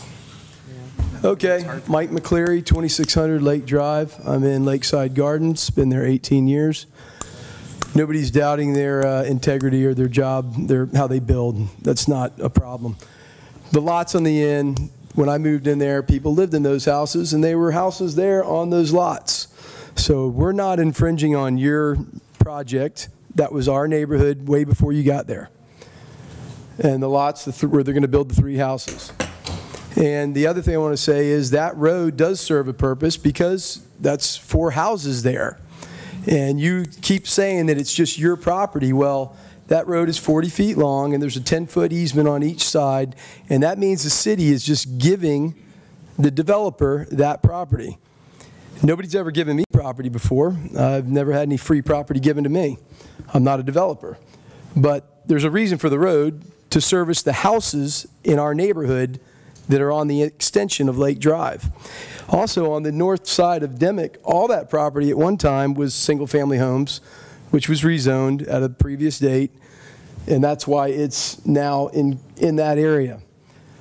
The property on the corner of Dimick and US 1 is also a commercial property. As you see, it's carved out. So you carve that out, carve out the other, and it does have some symmetry. But I'm just saying, if you're going to rezone that and give away the street, then the property in Boynton Beach, I don't know, it doesn't seem right to me. I'm not saying anything bad about the development other than that. I did make a mention that since we're putting all the power lines underground there, we've had issues on Lake Drive and Potter, where all those lines should come underground, and the water line should be fixed on those streets as well. And I think I got most of what I said, and I got 7. There you go. Thank you very much. That time went.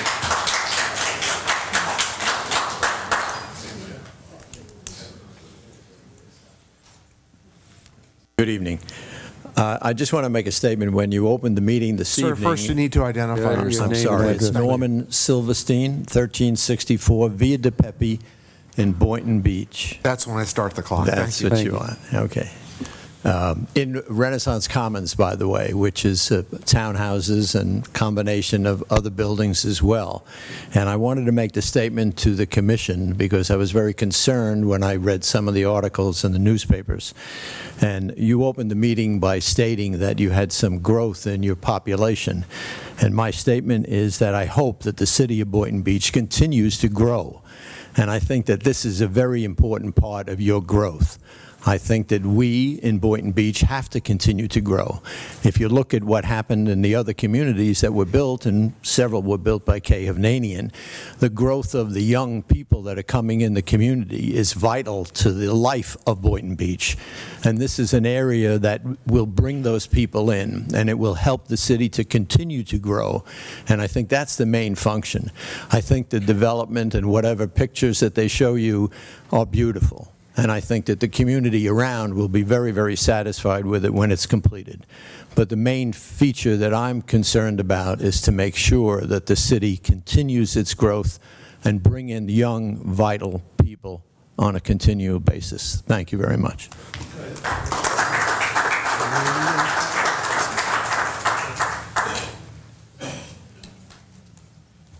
Good evening, gentlemen. Monica Dvorzny, 2625 Lake Drive North. We've met effortlessly with you guys in K-Hub, and I don't want to beat a dead horse, but you guys know how we feel about this project. From the very beginning, we've told you guys we want growth, but we want smart growth. We want a quality project next to our house. If you add up all the years of every single resident of Lakeside Gardens, you have over 300 years of residency in Lakeside Gardens. We've been loyal to the city, and we're just a small little neighborhood of 20 homes. And we really want to see it grow. The north end of Lake Drive North belongs to our neighborhood, like Mike said, and it abuts 2 single-family lots that we've always dreamed would be filled with 2 beautiful houses. From the beginning, we've wanted nothing but houses on there, and we're glad there's going to be houses put there. I just don't understand why, if they're going to put custom-built houses there, why they have to rezone from R1AA, the highest quality of zoning, to IPUD. I brought an expert witness here a couple weeks ago, and he wasn't just any expert witness. He was Wayne Lewis. He is a very experienced appraiser that actually works for Palm Beach County. He stated that, and he gave you guys pamphlets, that the rezoning of these lots will lower the value of our homes. You know this. So I'm kind of confused why we're still here. But what scares me the most is that the word lawsuit keeps coming up. Everyone seems to be afraid of Marty Perry. Everyone's afraid that, you can laugh, but everyone's afraid that he's going to sue if this doesn't get approved. I mean, do we want to be known as the city that gets bullied by developers and lawyers, that just allow ourselves to just be bullied?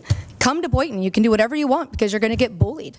And we just make decisions based on fear. And how can we ethically make decisions?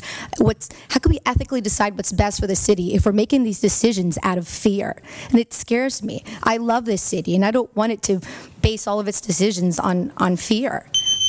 Anyways, that's all I have to say. Mr. Mayor. I just want to say I just want to tell you that I'm not afraid of anyone, and I'm not going to base my opinion on fear for anything. I'm going to base my opinion on what I think is right for this community. Mr. Mayor, I also like to say my decision is never based on fear. It's based on what's best for the city of Boynton Beach. I am not being bullied. I will never be bullied, and I take offense to even suggest that anybody up in this commission would be bullied by anybody's reputation. I think what a citizen says is fair and accurate, but I make my decisions on intellect.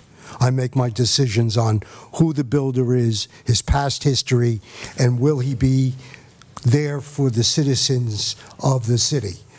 No one wants, because we all have in our innermost self that selfish side, and I'm no different. But this company, Hovnanian, has compromised, has bent over backwards to make it right for everybody, not just for themselves. This development is a high-scale development, and we, the citizens, we, the leaders, we should be proud that a developer like this has bent over backwards to make this right for the city of Boynton Beach. So I respect the opinions, the personal opinions. There's also always the factor, which is said, directly or indirectly, the dollar factor, which becomes a selfish factor. Yes, Hovnanian is there to make a dollar. Yes, Hovnanian is also compromised. And I think the citizens who live here have to realize that compromise is needed in this development, and hopefully in time they will want to develop elsewhere in this city. So hopefully this will pass, it will be positive, and those who have a question in their mind, like they have now, will turn to a positive statement, and I welcome the Hovnanian development. We got some more.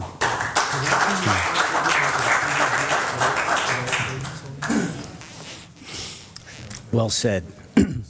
My name is Dan Kling. I'm proud to say I'm the president of Financial Services for K. Hovnanian.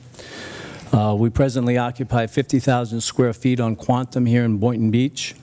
We've been there since 2006, and I'm happy to say we'll be signing a new 5-year lease in a few months down the road. We employ over 100 associates, and we're growing.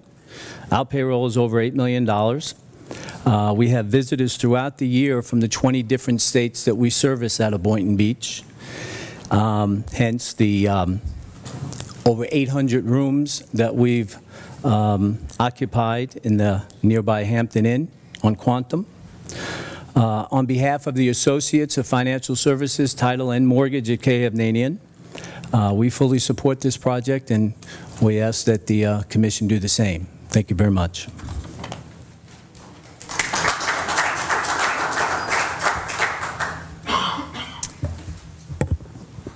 My name is John Trotch. I live at 2623 Lake Drive North. K. K.O.Vanian's a great company, they're great individuals, they've been in the community, they're going to be able to sell a quality product. No one is doubting that. However, I don't want to talk opinions, I don't want to talk emotions, I just want to talk the black and white issues here. So I just want to read something from the city ordinance. Part 3, Chapter 1, Article 1, Section 9. Ordinances of the City Commission adopted in a manner provided by law shall constitute the laws of the city and shall be in full force and effected until repealed. Ordinances are the law of the city. Now, there's a couple issues that I've brought up, and they're just issues. They're not concerns of the quality, but they're issues of what's being done. For me, it's right-of-ways and setbacks. It's very black and white. Right-of-ways. Right-of-way. The existing right-of-way for local streets shall be considered sufficient provided it's at least 50 feet wide and improvements comply with the 50-foot typical sections. This is straight from the ordinances. That's a 40-foot wide, 40-foot right-of-way on Dimmock. Now, they're choosing to keep it at 40 feet because it's adjacent to single family. Okay, that's fine. We'll stick with that. But also in the city ordinances, you are required to have 30 feet, minimum requirement perimeter setback are flexible except where adjacent to single family zoning. This required perimeter setback shall resemble the setbacks of the adjacent development based upon the orientation of structures with that development.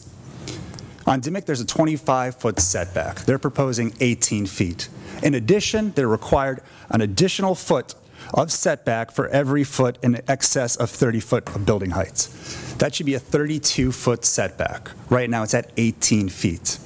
It's black and white. This is a, I's not dotted, T's not crossed. The staff report, the very project on this lists compatibility requirements. They also define the property south of Dimmock as adjacent. So there's no doubt those properties are adjacent. They're adjacent properties and the standards should be compatible likewise. That's the point. Right now, we're looking at the laws of the city and they shall be in full force. This proposal does not meet the legal and lawful standard that's set in place. And it's clearly an incomplete and non-approvable project. It's a great project overall, but not as it stands. Thank you.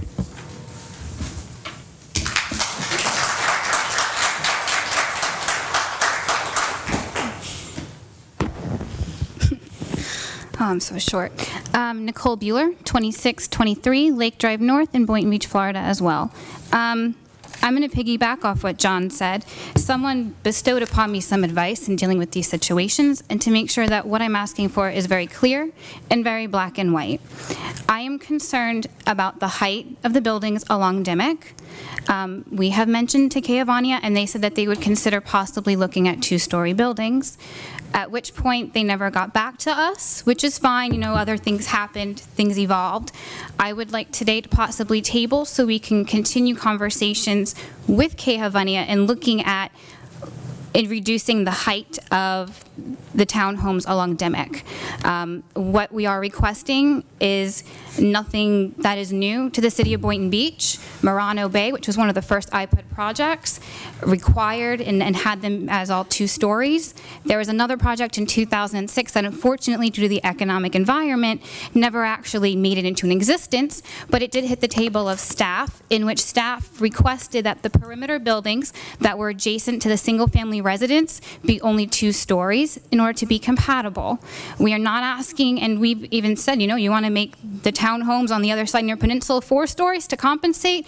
We're fine with that, but I think when you're looking at single-family residences that are tops 30 feet, and then you have a 38-foot building with an infill that's kind of big, I think we should look at a compatibility of possibly making those along Dimmock 2 stories. And I'm not saying K.O.Vania has not compromised, and I think they have on certain issues, but I think this is a very large issue that I would like to revisit with them and see if we can come up with a different compromise or possibly a slightly additional setback. Thank you.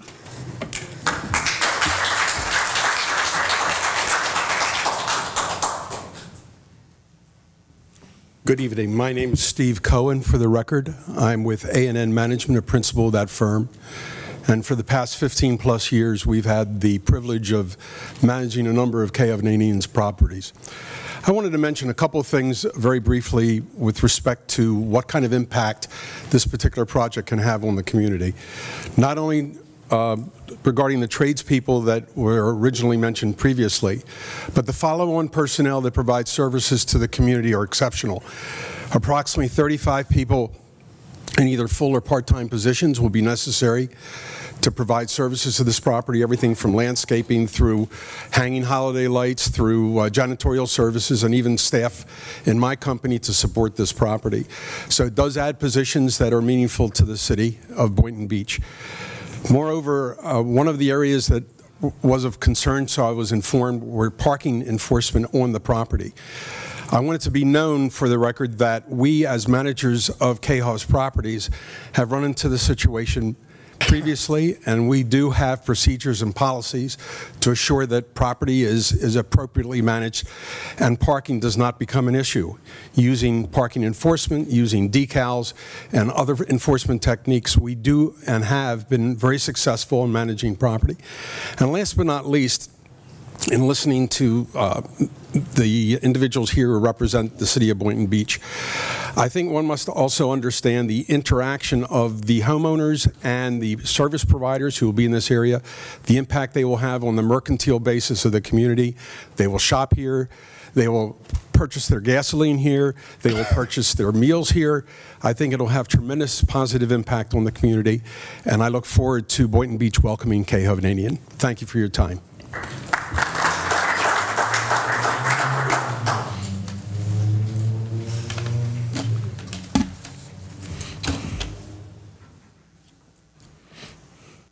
Good evening, Mayor, Commissioners, ladies and gentlemen. Mike Mrotek, 2624 Lake Drive North. Here we are again. We got to stop meeting like this. People are talking and getting concerned. I thought this was over with on February 3rd. But I guess background politics have got it going again. I'm only allowed a few minutes when the rest of the presentation was like forever or whatever they took. It's not fair. Let me say this. The original owners, Purdy and Hall, as notarized and recorded, dedicated as public highways to the perpetual use of the public, the roads, avenues, and drives as shown on the attached plat. This means the roads remain for the use of the subdivision. For the most part, the platted subdivision remains as platted.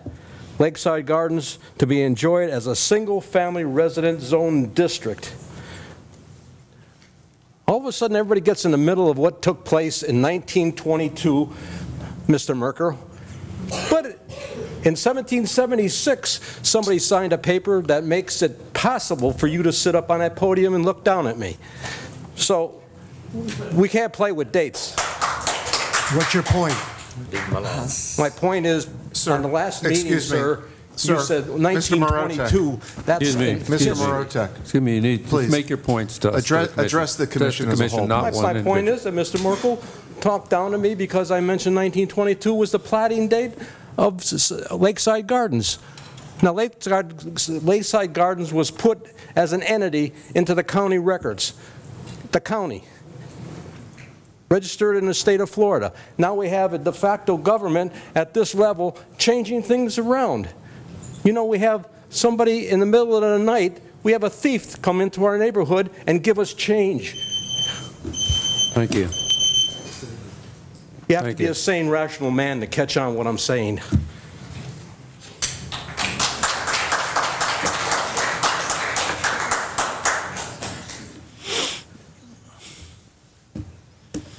Hello, my name's Chris Chisuli from Gateway Marina in Hypoluxo.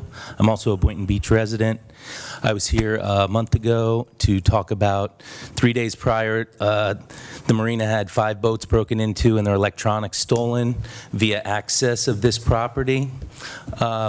This property being vacant is not a positive thing. I know it's not going to be popular with the neighbors, but it leaves unlimited access through the peninsula property around their seawall where they cannot be seen because there's a hedge there for people to access the marina. marina and those boats 24 hours a day, 7 days a week. So unfortunately, I am for the project. It will make my marina safer and my 200 customers' boats safer. Unfortunately, one of the residents keeps their boat at my marina. I'm very sorry for saying this. I know it's emotional for you guys, but this land staying vacant in no way is good for my business. Thank you.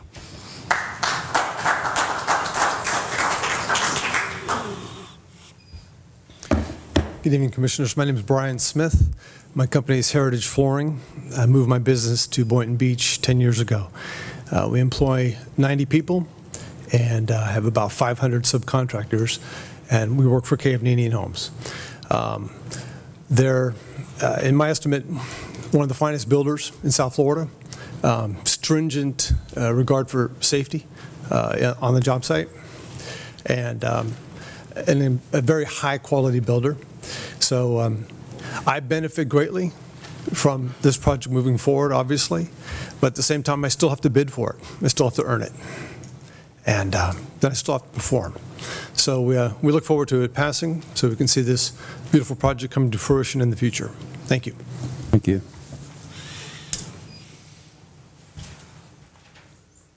Before I get started, I'm an attorney representing Lakeside Gardens. I'd like to have a little bit more than 2 minutes. Go ahead. Okay, thank you. All right, my name is Jason Evans. I'm an attorney representing Lakeside Gardens. My team are the residents of Lakeside Gardens. I'm here to address first some of the things that were stated in the applicant's addressment to you, and then I'm going to go on and state what was sent to you in a letter that I had sent to the commissioners on February 23rd, 2015. We met with Kay Hovnanian many times, but you can have people meet with people 100 times. If people are willing to listen, then you'll really have action. With regard to the gates, that was never something that was a Kay Hovnanian product. That was a product of the staff. Kay Hovnanian and Lakeside Gardens agreed it should go away, and it did. Some of the other things that they talked about, all the compromises that they gave to Lakeside Gardens, whether it's going from a 4-inch valve to an 8-inch valve, or whether it's bringing a building back 9 yards than what it was before, are things that are some of a compromise, but we can't say in good faith that those are a compromise, okay? And as I've said before here, the compromise started way back when Lakeside Gardens allowed the whole area to go from single-family homes to special high density. They compromised in 2009, they compromised in 2010. When it went to a marina, they compromised with a height variance. Now, the fact that the marina wasn't built, there's nothing that Lakeside Gardens can do about it. That's not at issue here. It was a desire, but it's nothing that can be done.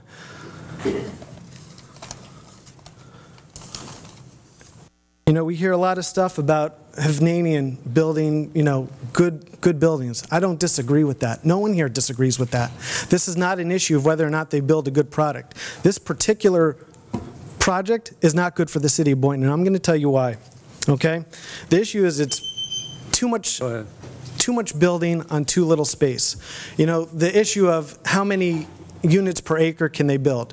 20 per acre. Okay, fine, build 20 per acre. Their project's not going to allow 20 per acre, even though they say that the old ones, you know, they were 18, 19 units per acre, and now they're down to under 16 units per acre. That's because the older units were 1 bedroom, 2 bedroom. These are all 3 and 4 bedroom units. Okay, so there's no more space for parking. And if they had more units, if they went up to 17 or 18 more units, they wouldn't be able to do it. There's not enough space on the way it's designed. And, you know, they say that there's a big compromise in the things that they've done. You know, Rule 101 in development is get your entitlements and then you buy. Now, I don't know why that rule was abandoned, okay? But the risk should go to the person that buys it, the developer. It shouldn't be an issue that's going to cost the residents money. When this development order is in front of you, and should it get signed, it is a fact that it is going to cost the residents each a lot of money. How do I know that? Well, I look at the application. And that's why we're here, because an application is something that has to be filed if you're looking for a rezoning or whether you're looking for a plan amendment. and I want to reference the application that the applicant filed. Land Development Regulation, Chapter 2, Article 2, Section 2B and Section 2D3. There's a criteria that needs to be met, and I've always harped about this criteria, okay? The demonstration of a need. Now, before I get into this criteria, this application really hasn't been examined by everyone. We've heard about all the features of the design and all the, all that it's going to do, and of course all the money that it's going to bring to the community. But there's a larger issue here, and I'm going to talk about that at the end, okay? For right now, though, demonstration of a need. Demonstration of a need based upon changing conditions that represent a demand for the proposed land use. Appropriate data and analysis has to be provided. We have not seen anything that's going to tell us that these values of the residents are going to increase because of this need for an amendment to plan zone to the future land use map and for the rezoning and the abandonment of the road, of the right-of-way. Okay? The land use pattern, that's number C on the listed criteria. It says that the land use, that whether the proposed future land use map amendment or rezoning would be contrary to the established land use pattern, or would create an isolated zoning district or an isolated land use classification unrelated to adjacent and nearby classifications, or, this is the important part, would constitute a grant of special privilege to an individual property owner as contrasted with the protection of the public welfare. Lakeside Gardens is the public welfare, and it's going to hurt their values. And the values that it's going to hurt them is a lot greater than the benefit that it's going to create for the applicant. We haven't talked about any of these criteria. I want to talk about compatibility. Here, when it comes to whether or not that this rezoning on scale is reasonably related to the needs of the neighborhood and the city as a whole, we have a one-line statement that says, staff foresees no negative impact on property values. There's no data, there's no analysis, there's nothing in front of us, there's nothing on the record, other than what Ms. Dvorsny put in front with the expert who said that yes, this is going to hurt everybody's value that lives in Lakeside Gardens. And when we look at what the staff report says, it says staff foresees no negative impact on property values. It's one sentence, it doesn't even get to the end of the page. So, my question to you is, you've heard about the amenities, we've talked about compromising, but if we can just look at the application, okay? That has to be examined before you can make a decision. We have to box out everything else that, that's going to happen, because if we sidestep the application, then why do we even have that? Why is it an ordinance and why is it a rule that we have to go through this criteria? Why do applicants have to answer these questions? It's so that the commissioners can look at them and in their best judgment decide what's best for their district and their community. What's best for Boynton? Okay? I want to go on to talk about a few other things. There has been an absolute change in tide here, okay? And I say that because on October 28th, we were before Planning and Zoning on something that's very similar to the application that's before us. The really only difference between what you see up there is what's in yellow. Nothing else has changed. That application, based on the site plan that had townhomes where the 50-foot lot homes are going to be, was voted down 6-1. And in one other instance, it was voted down 5-2. Now that's valuable, and the residents got together. There was a lot of meetings, a lot of time, a lot of interest in trying to come up and say, you know what, let's make our case. And you know what, Planning and Zoning, they decided to listen to them. I think because we were talking about some of the issues that were wrong with this development, specifically parking. Parking was a major issue. Now, I'd like to just ask a quick question. I think it'll be informative for everyone so that we're talking about real numbers here. We've got, in the latest site plan, 69 townhomes and 3 single-family homes. Now, I heard that the parking, the guest parking is 36% greater than code. I was just wondering if I can ask Ms. Glass if she could tell me how many guest parking spaces that means.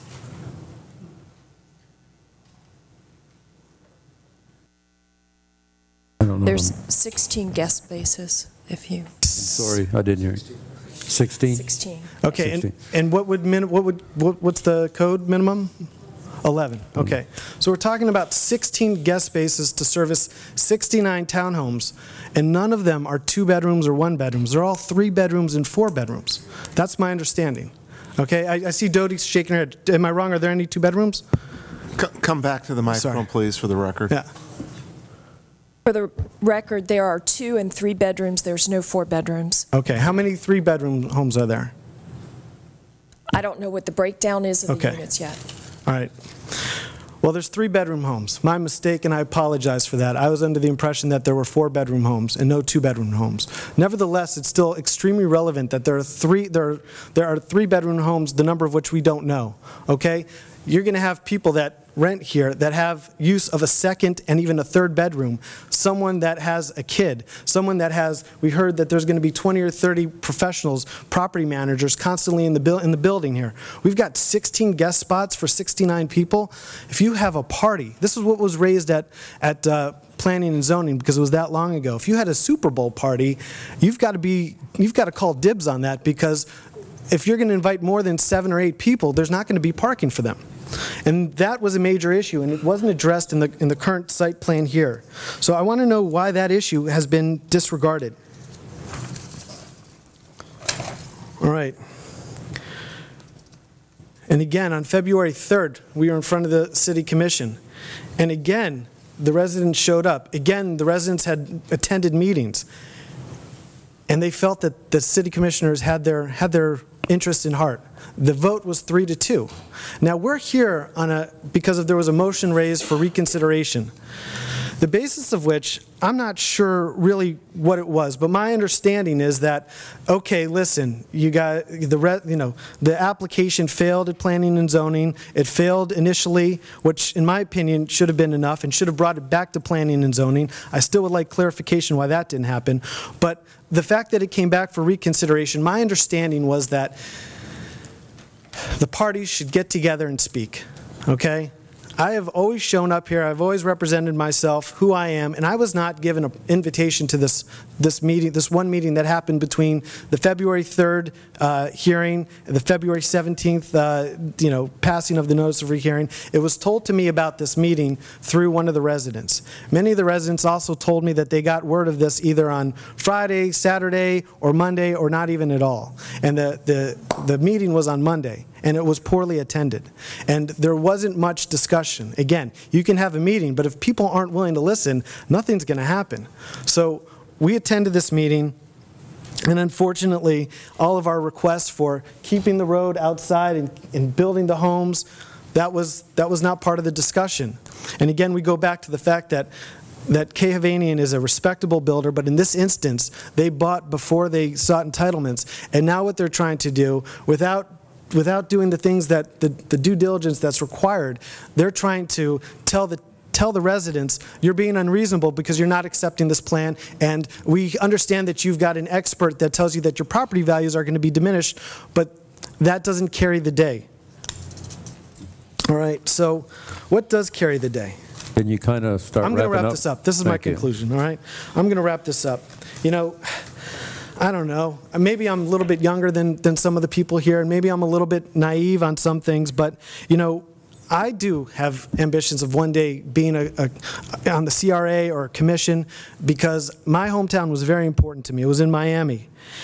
And I expect, too, when the commissioners, when you each took your position, you know, there was a part of you that said, you know, we're going to do what's best here for the public, and we're going to change the status quo, okay? We're going to make sure that it's not going to be business as usual. We're going to make sure that if people want to develop and developers want to talk to residents and come to a compromise, that you don't need a lobbyist in the room to do that. That you can do it honestly and openly, and you can talk about things, because the status quo has got to change. And that's why we hope that commissioners like yourselves stay here and you can make that change. You know, we're here today because we wanted something new for Boynton Beach, okay? We wanted the Lakeside Gardens residents, they wanted the respect of their arguments to be heard. They're not asking for much. They're not saying you can't build there. They're not saying you can't get a little bit of a height elevation. They're not saying you know, okay, we don't like the fact that the transition is actually 3 stories high. Can we get it 2 stories high? They're giving up a lot of things here too, and I'm talking about what's on the south of Dimmick. Okay, they're giving up quite a bit. But the one thing that they want is the land that was deeded in Lakeside Gardens originally. They want that to stay a single-family home. Now they're here looking for rezoning. We're asking you, commissioners, who have the authority to say that this is good for the community, it's good for the residents of Lakeside Gardens, or it's bad for Lakeside Gardens. You have the power to do this. We need you to tap in to that power, and we need you to protect Boynton Beach. We need you to tell people, come to Boynton Beach, move here. We're going to protect you. We're going to protect the laws. We're going to protect the people that live here, okay? You know, we need you to stand up for Boynton Beach. We lose this, Lakeside Gardens loses this vote today. It's no different than what Monica Dvorsny said. You're sending a message, it's the status quo. We're just commissioners. They're going to do what they're going to do. We lose this vote today, and you lose the potential of what Boynton Beach can be. Thank you.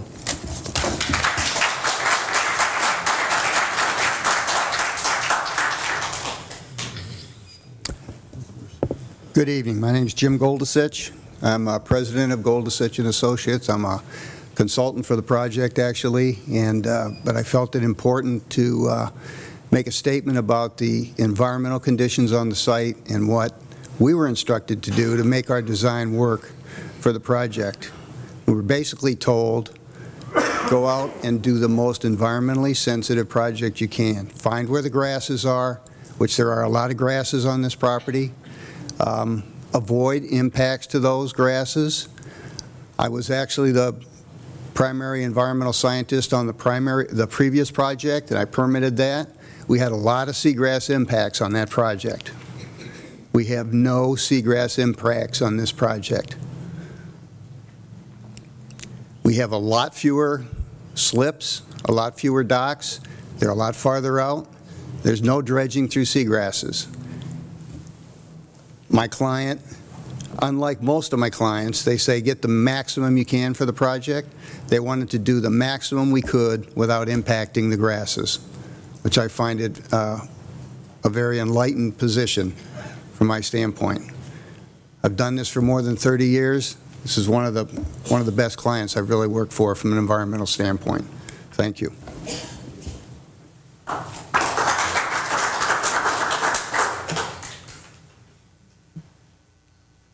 Hello, thank you. My name's Dan Goldberg with USI Construction Services, 832 Eastview Avenue in Delray Beach, Florida. I'm a Delray Beach resident. I'm the Senior Vice President for USI. We're a structural contractor for K.Avnanian. Our office is in Boynton Beach off of Corporate Drive, and we've been in Boynton Beach for the better part of 20 years. We employ about 100 people out of the Boynton Beach location. We're a structural contractor for a number of builders throughout Boynton as well as for KAV. And we not only the direct employees, but we have a number, probably about 500 subcontractor workers working in the Boynton Beach area on a daily basis. I personally have been involved in my own share of a few development projects, and of course there's always a give and take. It seems that there's a lot of give and take going on here, environmental concerns, some commercial neighbors that are happy with the project. Of course there's a lot of concerns from the homeowners. But from my own position, it seems that they've done the best they can to work within the guidelines. I know they couldn't get this far without meeting the code requirements and the parking requirements and all of that. It seems as if they've exceeded it. My experience working with them is very positive, and seems to me they've made compromises here to work with both sides. Just wanted to make my position known. Thank you.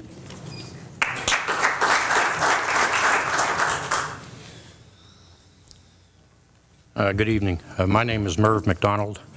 I was one of the 4 original partners to buy the property, I think back in 2006. And when we came into your city, we had met with a few of the neighbors, but by and large, who we spent most of our time with in talking about our project and buying the property from the Ziff family that lives across the waterway, was the peninsula to the north, and talked about joint venturing our development with them at the time. We ultimately went our own way. Lots of competition to buy the property, and we were going after it very, very hard. We needed financing from a bank. We were putting up a lot of cash, and our bank had informed us, which is CNL, that there was no chance that they were going to give us a type of money we were looking for unless we had the underlying density that existed on the property, or 20 units to the acre. They told us if we could get a letter from the city that they would waive that and give us our financing. We, in fact, without zoning, did get that letter and did get $8,750,000, which I regret. I wish that we hadn't have gotten it, quite frankly. But sometimes, you know, you regret what you wish for and go after. When the market collapsed, with not having the zoning and paying that price, plus our cash, which was $9+ million, when the market collapsed, our bank, CNL, called us in through a number of meetings, and subsequently informed us that they had two appraisals sitting in front of us. One of the appraisals was for $5.4 million, sitting there with an $8,750,000 loan, and the other one was for $16,210,000, I believe, and this was around 2009.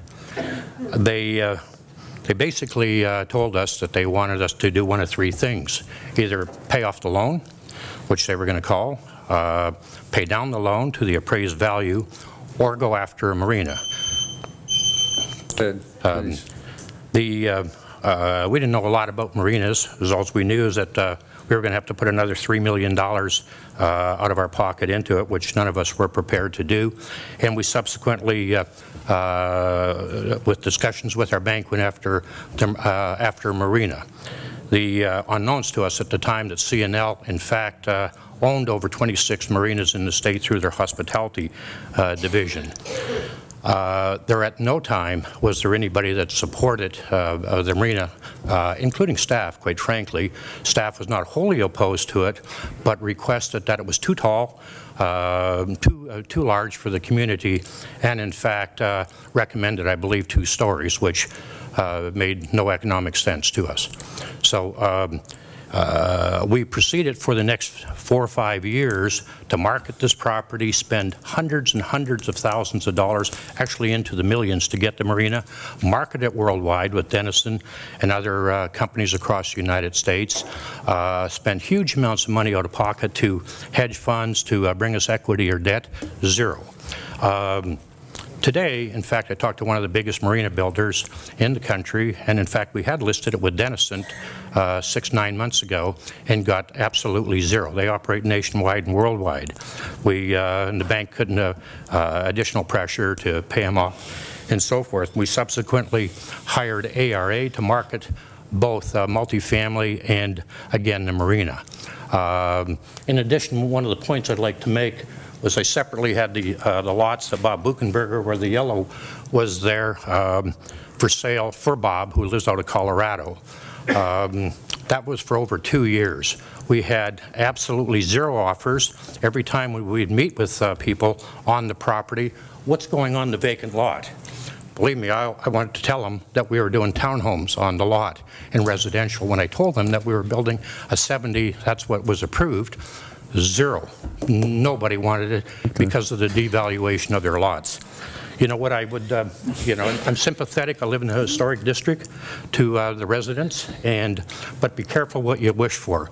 Last point that I'd like to make, you know, you folks, the council up here talked about the high-paying jobs. We had no intentions of high-paying jobs. It was an automated marina. We were going to have 6-7 people, around $400,000 to $500,000. It was the storage, and it was as simple as that. So, as opposed to the 8 to 12 million that you now have here in jobs and 100 plus people, which might be irrelevant, but from a standpoint, as I look at it, You know, I think the attorney for the residents talked about the experts. I need you to conclude. Yes, I'll be done.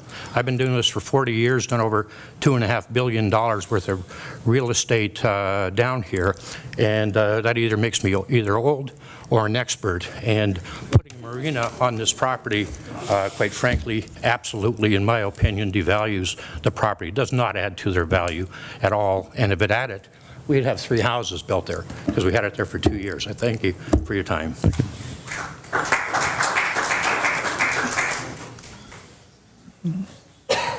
One more.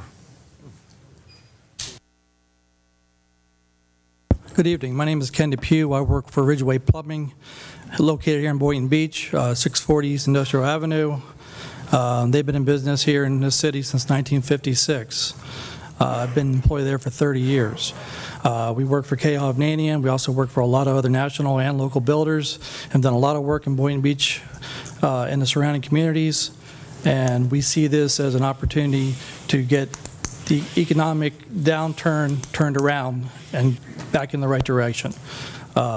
Anytime you have a corporation that wants to come in and devote the time and effort to make something like this work and put people to work and increase values, I mean, values aren't going to go through the floor, I'm sure.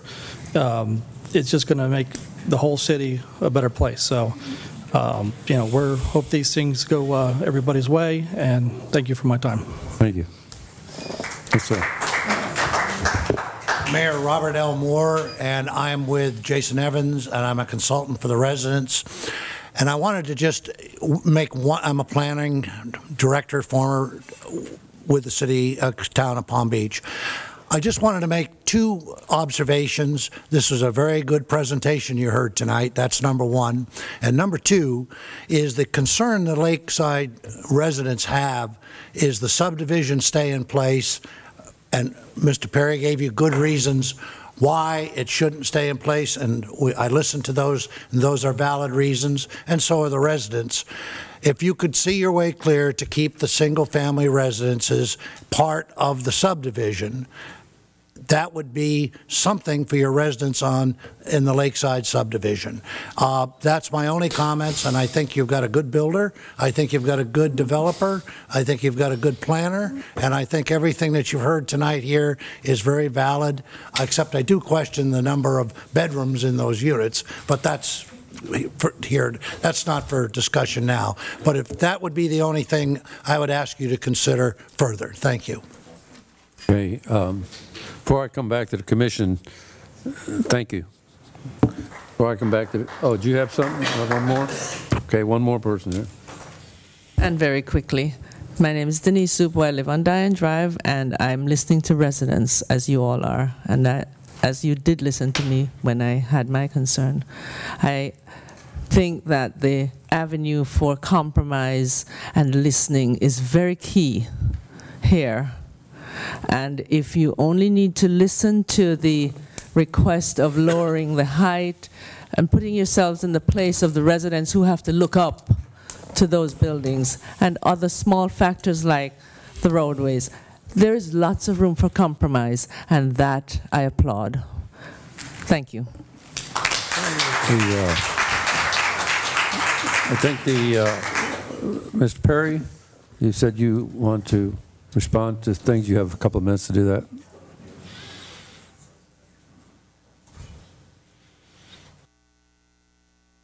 I wanted to make a couple points for the record to clarify some of the things that were mentioned, and one with regard to notice. There's approximately 48 owners that we have provided both first-class mail and public notice to throughout the process for both the one-on-one resident meetings and for the notice of the public hearing as required. We also had discussion about the 2-story issue, and the homes that would be built on the lot would be 2 stories, and that's part of what we had considered with the single-family homes in creating something similar.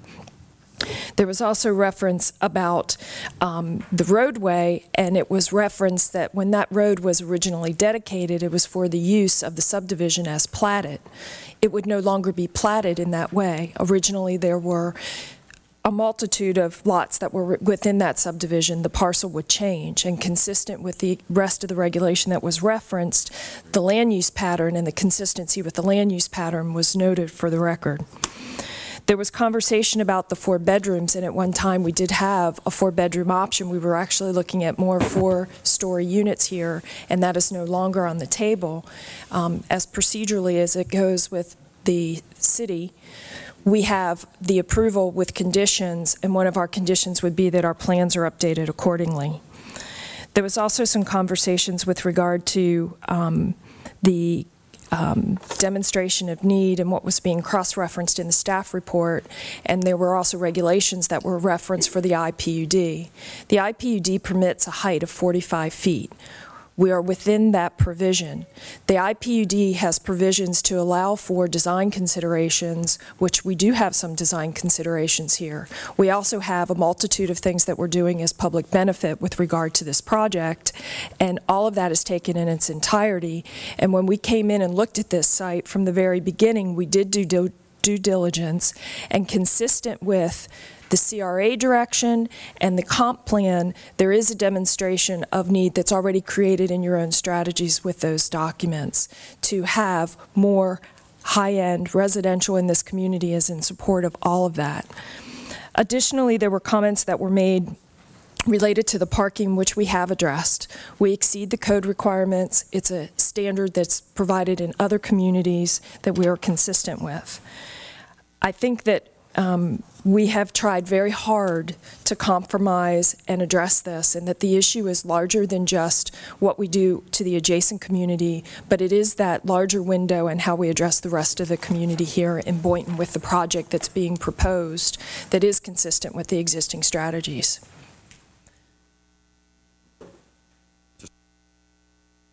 don't need to add much more to that, but just briefly, Marty Perry again for the record.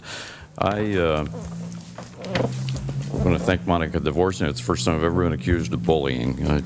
I remember Dorothy Wilkins accused me of being a bulldog once, but I've never been accused of bullying in any event. I think one of the comments that was made, and Doty's partially addressed it, has to do with the difference between the height levels. The young lady that got up there that mentioned that, you know, they were going to be looking up at these houses and these 3-story units, but I think it's important to understand that one of the biggest things that we've heard all the way through the discussions that we've had with the residents is the problems that they've had with drainage. And I think you've all heard the same comments, that area is poorly drained. It goes back to the 20s. It's an old neighborhood, okay? They have significant drainage problems in there. When we build our site, we have to retain our drainage on site. In addition to that, we have to meet all of the current requirements for drainage. So our grade elevation is going to be approximately 6 feet higher than the grade elevation down below. That's why we have to have a wall. We have to have that wall in order to keep our water on our site. But if you talk about these people have an elevation that they can go to of 30 feet. But if they were to build new homes in there, and there are plenty of empty lots in Lakeside Gardens, okay, it's not fully built out, it never has been. If someone goes in just like the Dvorsny's home, they have to raise their grade elevation. Their first floor elevation has to be somewhere in the neighborhood of 7 or 8 feet. Okay? You raise that up. Somebody goes in there, build a new home, they're going to be, plus that 30 feet, they're going to be at 35 to 38 feet, which is exactly where we are. So to suggest that we're too high really makes no sense, because we're trapped by current requirements. We have to have a higher grade elevation to begin our floor level. That's one point that I'd like to make. The other point, and I listened very carefully to Mr. Evans, and you know, he made a very nice speech, and I think I compliment him. But the reality is that notwithstanding his disregard for anything that we're doing as something that is compromised on our part, that's all we've done is compromise. There hasn't been any real give and take on the other side. You know, no one is here to make life difficult for these people. When you talk about values, I don't need a real estate appraiser. You've all been down through that neighborhood. Yes, along the waterfront, you have some expensive homes along there. No question about that. And this is not to deprecate anybody else's home in there, but our starting prices are going to be higher than the existing values of those homes that are not on the waterfront. That's our starting prices. So how are we devaluating them? I listened to their appraiser that they brought in here, and I just scratched my head listening to him. You know, it didn't make any sense. So when you look at this, now the last item is Mr. Moore's comment about, he's complimented us, and he said that to us when we met a week ago. He's complimented us on doing the 3 single-family homes in there. They're now saying, well, that's all fine, but leave them in our neighborhood. Well, if you look at that lower line all across there on our side of the development there, our plan, those were all 25-foot lots at one time, all of them. That's their neighborhood. That's already changed.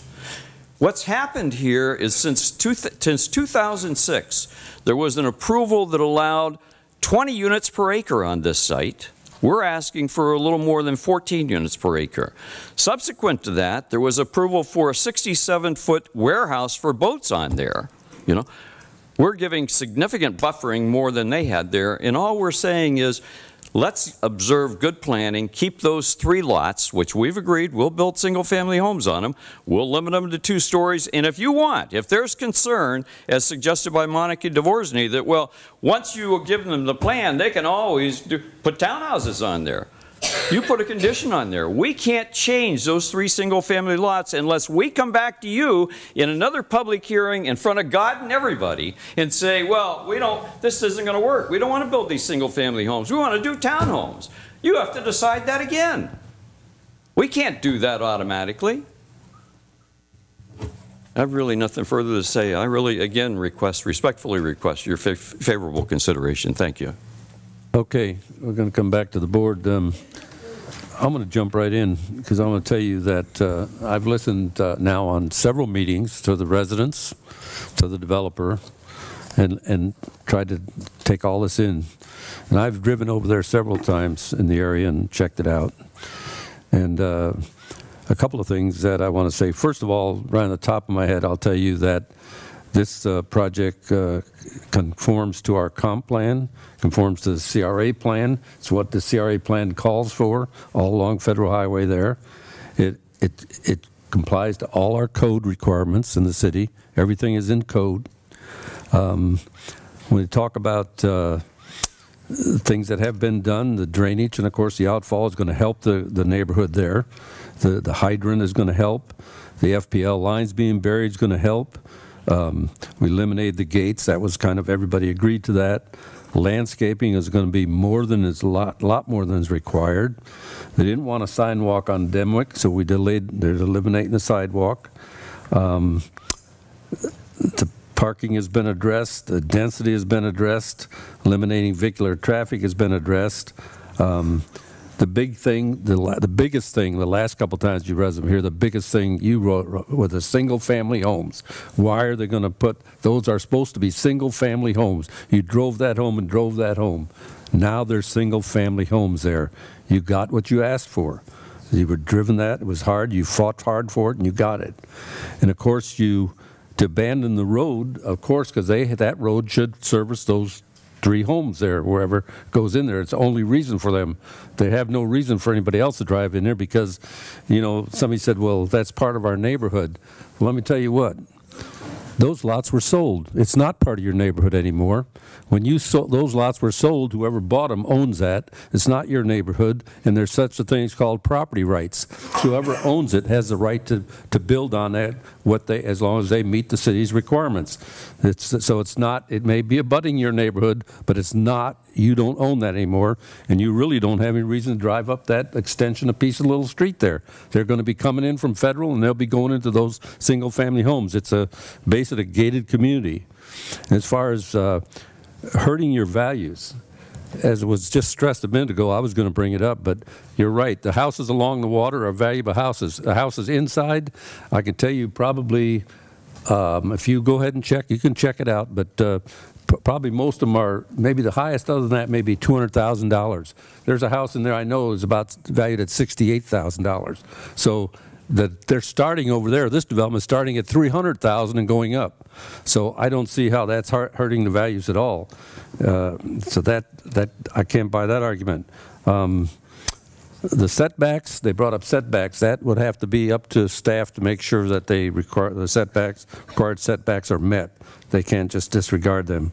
The two stories along Demick. I drove up Demick Road. I guess it's Demick. I keep saying Demick. And I see a lot of empty spaces on the right side as I'm driving east on there. There's a couple of homes along there. But you're saying, we got to be looking up at three-story buildings. Well, I'm going to tell you, the people who are saying we are the ones living on Lakeside over there in the nice homes. I don't think you're going to be looking. And it didn't seem like you talked to me and argued about how marina would be so much better when a marina would have been like 7 stories, 67 feet. It's close to 7 stories. And now we're talking just 3 stories. So it seemed like every time one of the things was met, that there was another, they came up with another one, which basically saying, we just don't want a development no matter what. We don't want development. But I think that development is extremely valuable to the city, to the growth of the city, and it's going to be a tremendous asset to us. I've had 6 or 7 realtors email me about how important they thought this was to the community and to bringing the people in.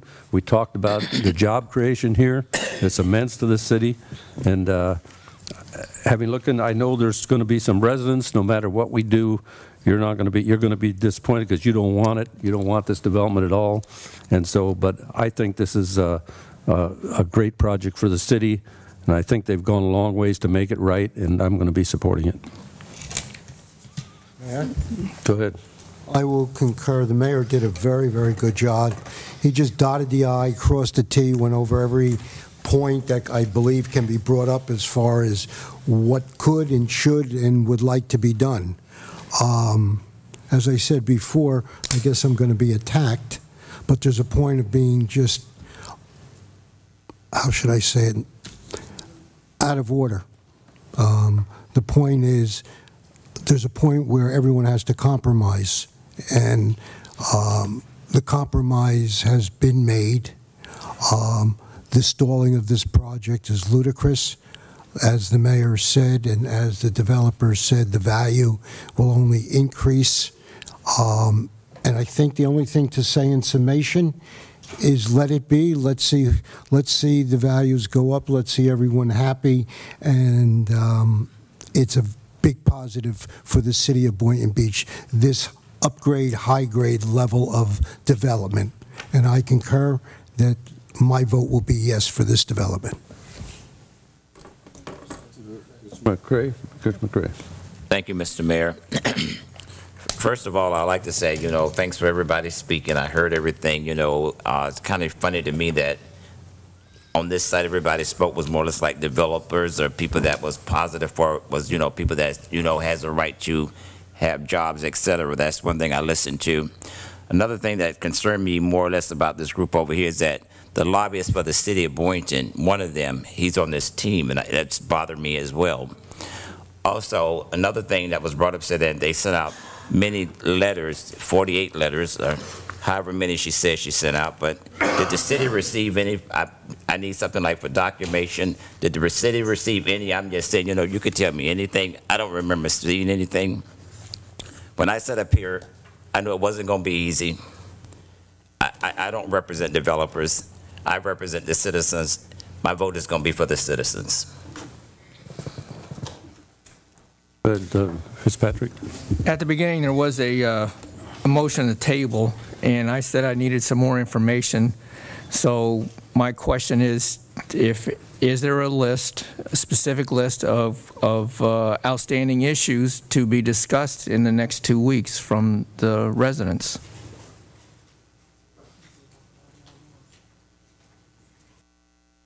Yes, there could definitely be a list. We could find a way where we can get these people to build even more homes. We can maybe prop up a little bit in the middle there, if they like, and they will make more money than... I need a, like, the only one I heard was 2 to 3 stories.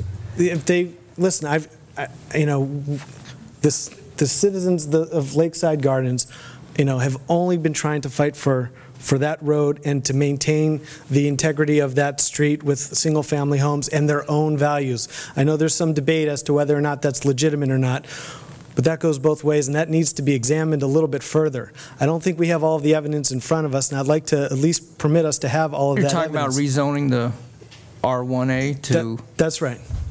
Okay, so that's the only... I'm talking, yeah, I mean, so what I'm talking about is... Talking about setbacks. All right, setbacks, rezoning, height. That's it. All right. So I would like to ask Mike Rumpf to explain those issues. And the parking issues. So the setbacks, I heard 18, it's 18 feet and it should be 20. Great, thank you for the opportunity. Mike Rumpf, Planning and Zoning Director. First, I think one thing that's been missing in describing the required setbacks is a footnote in that table which staff uses. First, it's a planned district, so there's flexibility intended when reviewing a planned district, particularly in the redevelopment area. You could have varying, as Inca can attest, who work closely with staff in writing the final version of the IPUD regulations as well as mixed-use districts. Land patterns in the coastal area vary significantly, so one size would not fit all. It would be difficult, and it would not be appropriate to have one setback, fixed setback for a given piece of property in the coastal area, because if you panned out on this, you're going to see the general land use pattern. You have a heavy commercial marina project to the north. You've got an intense, greater than 15 DUs an acre project to the north of this. Farther south of this single-family pocket is a 4-story multifamily condo, and on and on. So if you take those setbacks, if it's fixed, it just won't apply. Footnote number 2 in table 3-11, I think it is, indicates or calls out when there are varying characteristics using landscaping, design, and something else, the setback can vary and staff can take that into account. The intent of that is a border upon border circumstance, not accounting for the fact that you've got a roadway separating it. You have different setbacks along roadways. If we want to say that that 8 feet or 8.6 feet is so significant that those buildings should change even along an urban street, then you need a new director. That's not the type of regulation that I write. We did promote the facades of those buildings to be front in appearance so that the neighborhood did not look at the butts of a building, did not look at balconies and perhaps with grills sitting on the backs of them or something else that was unsightly. We asked that those look like fronts of buildings so that street could have that mirror image. Again, it was interpreted to be a property boundary to property boundary setback. So if you don't account for the 40-foot right-of-way, then you would have what someone said earlier about 25 feet, which is a front setback to the single-family neighborhood, and then accounting for 1 foot for every foot above 30 feet, which is about 8-point-something feet. If you take into account the 40 feet plus that, you exceed that standard. Let me say something. Let's take the literal standard to the other part of this project, which had received so much attention.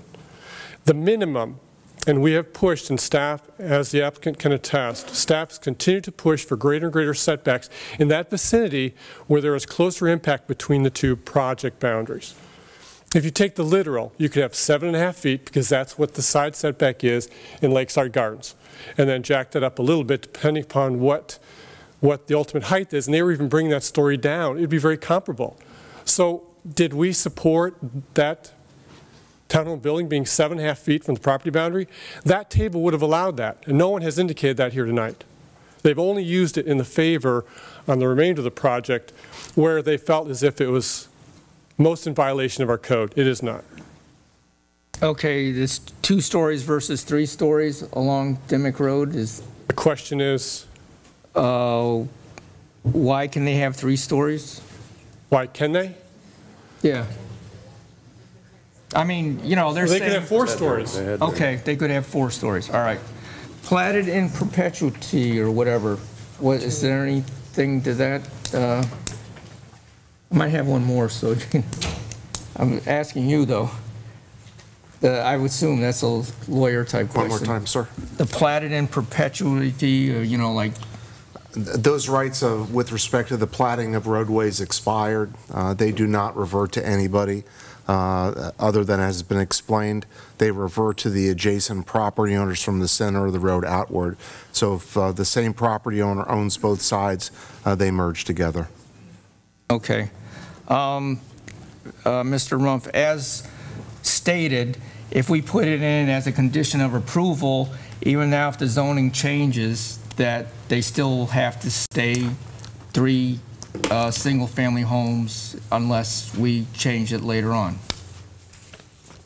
Marty Perry, rephrase that question. I'm sorry. All right, sorry. Marty Perry told us that, which I think, that if we change the zoning, but we build it as, or have it say it's got to be built as R1A type 3 houses, they can't come along later and say, oh, it's a IPUD, we can change it and put townhouses on where we were going to put 3 houses. Sure. I think what's the real challenge is coming up. If the project is supported, the challenge is going to come at the moment in time when we have to amend the development order by the motion. And everything that we have, whatever gets agreed upon, if it is supported, needs to be incorporated into the development order. To answer your question, it would take an amendment to the development order, if written properly following the motion, to come back. It would have to come back to you to amend it to do something different, because it would be a significant amendment to the project that staff would not approve administratively. Right. So a condition of approval is 3 houses, and that's single family. As they've visually shown you tonight. Single family. Yeah, 3 houses. Just to add into Mike's thing, let me ask you this question: can a R1AA be incorporated into a PUD? You're mixing zoning districks. So well, again, exactly. Be more specific. So if we approve this project, because we're going to approve that, we're going to rezone the main lot there. They're also asking us to rezone that R1AA lots. Correct? To IUPD. I'm saying, can we keep those R1AAs and still incorporate it in the PUD? I think what you're asking me is, could they be compelled, or could they build those 3 lots in the IPUD according to the R1AA standards? That's just another way of putting it? All right, thanks. My mind needed that. It depends. It depends. Are you going to allow them to do it according to the non-conforming provisions, which someone else within that subdivision would be allowed to do? Yes or no, Michael? Well, if you said yes, then I'd say yes, you could, because they would meet the non-conforming provisions of 50 feet because it's platted prior to 78.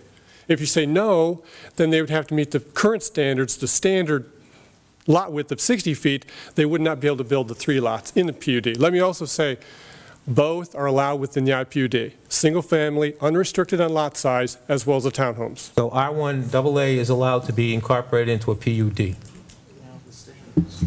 The standards, but not the standards in the IPUD differ from an R1AA. The unit styles are both allowed there. Michael, I'm about ready to make a vote here to either rezone these R1AAs to be incorporated in this PUD.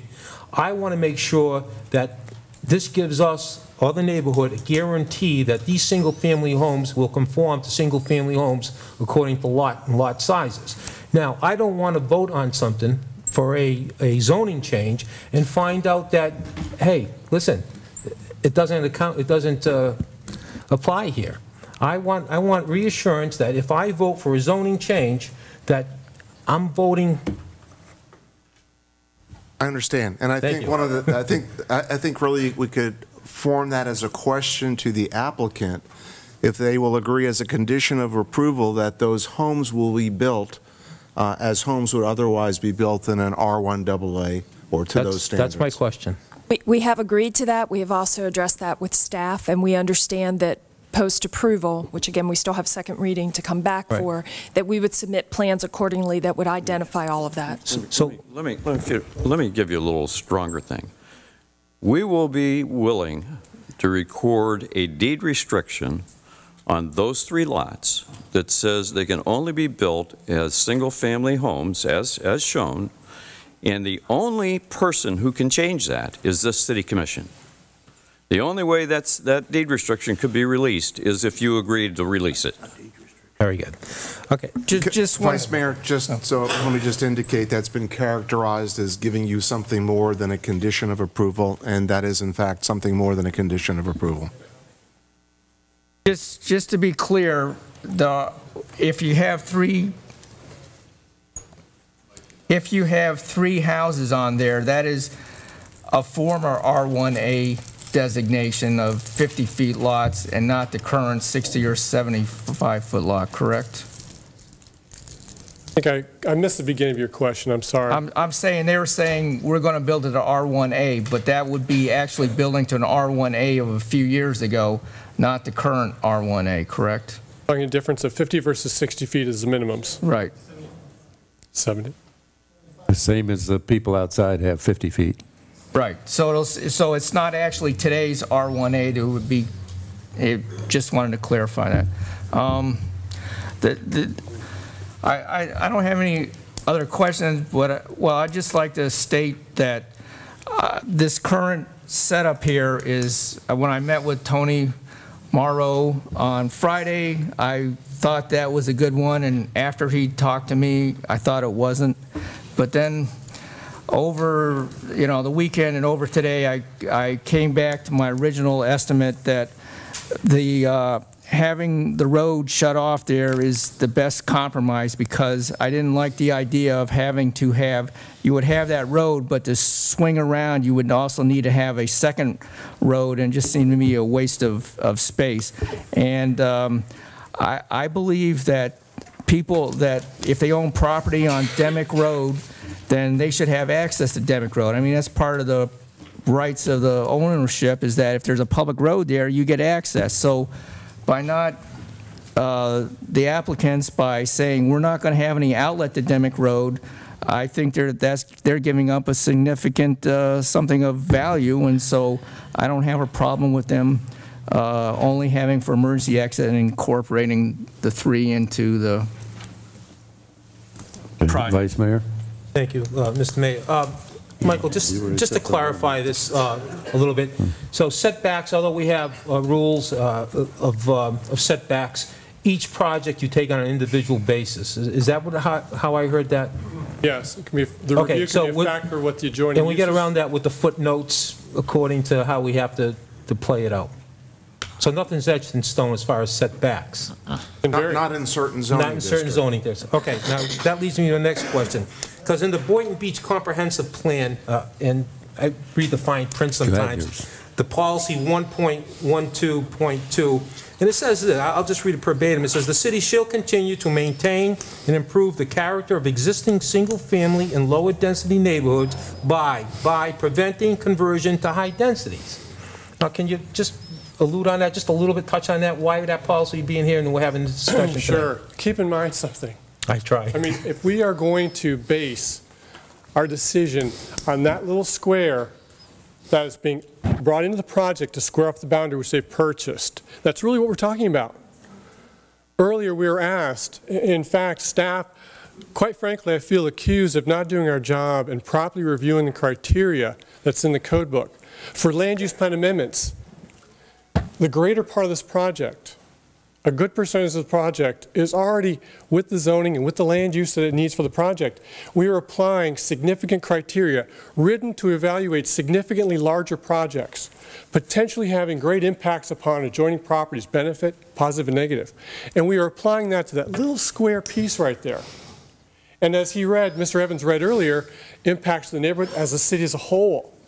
Staff did not just look at that property boundary in that small segment. We looked at everything. We looked at that, which is why we recommended greater setbacks, greater landscaping, preservation of the access ways. Not to mention, we looked at the greater big picture. In other words, what is the land use patterns? We looked at properties which were abutting a townhome project similar to this throughout the coast, throughout the coastal area. There are several. This is not an anomaly. This is very, very common. I would say that no one here would ever accuse our staff of not doing their job. I think we have the greatest staff. I think you borderline did. And I really do. So just let me back up a little bit. I feel like somewhat responsible. I think I mentioned a couple of meetings back that let's think outside the box.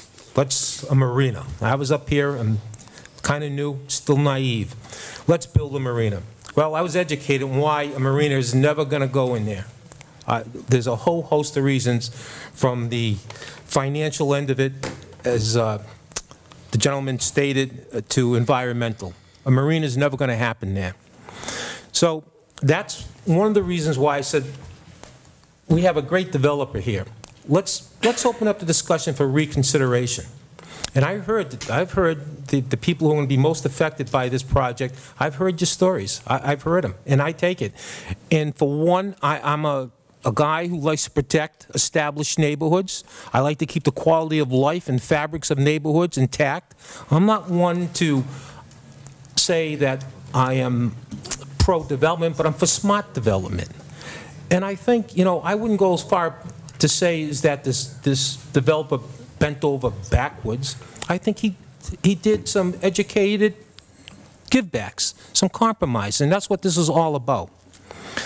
I, for one, believe that if we can get that promise in your statement, that that's what those 3 lots are going to be, I'd be willing, as I think Mr. Moore had said earlier, to abandon the road. I guess that's for lack of it, abandon the road and square that project off. Only with the stipulation that those remain the 3 single. I think that was a main issue in the beginning of this whole discussion, that we didn't want a 4-story townhouse, 8 feet or 10 feet, whatever that setback was, the original setback was, to those single-family homes. And I agree with that. Now, it's a give and take thing here. I'm willing to give up, abandon a street that would serve no purpose, people, other than to bring traffic into your neighborhood and shine headlights into your front doors coming down Demick Road. Make no mistake about it. That's what that would be used for. Aesthetically, it would do nothing for your neighborhood. We're isolating, you know, maybe we are isolating the neighborhood. But from what? An empty lot? I don't believe that. I think this project will add value to the area. I really do. We've heard the prices of homes, and I have concerns about. I'm an HOA president. Believe me, adding 5 extra spots to exceed code is not going to solve parking problems in any kind of gated community. I can attest to that. And as a gated community, the private roads, the police cannot police them, tow, and all such and forth. So parking is going to be an issue. And hopefully that we don't have too many Super Bowl parties there. But with that being said, I'm willing to go forward with this here. And Mr. Evans, you'll have your chance in a minute. No, you won't. Well, okay, no, you won't. I'm going to cut it off. Speaks. But I'm willing to do this. I feel somewhat responsible bringing this back for reconsideration. I believe in Boynton Beach. I've got to be up here and vote what is best for the whole city of Boynton Beach. I know it's going to affect some people more than others, but I believe we got the best possible compromise. And I see people shaking their heads, and I understand it. And you're going to be angry at me, and some hate me. Right. But let's make one thing clear. Let's make one thing clear. I just want to touch on one more subject here. As far as the lobbyist, I told the lobbyist I was very upset to find that he was on this team and bringing this project forward.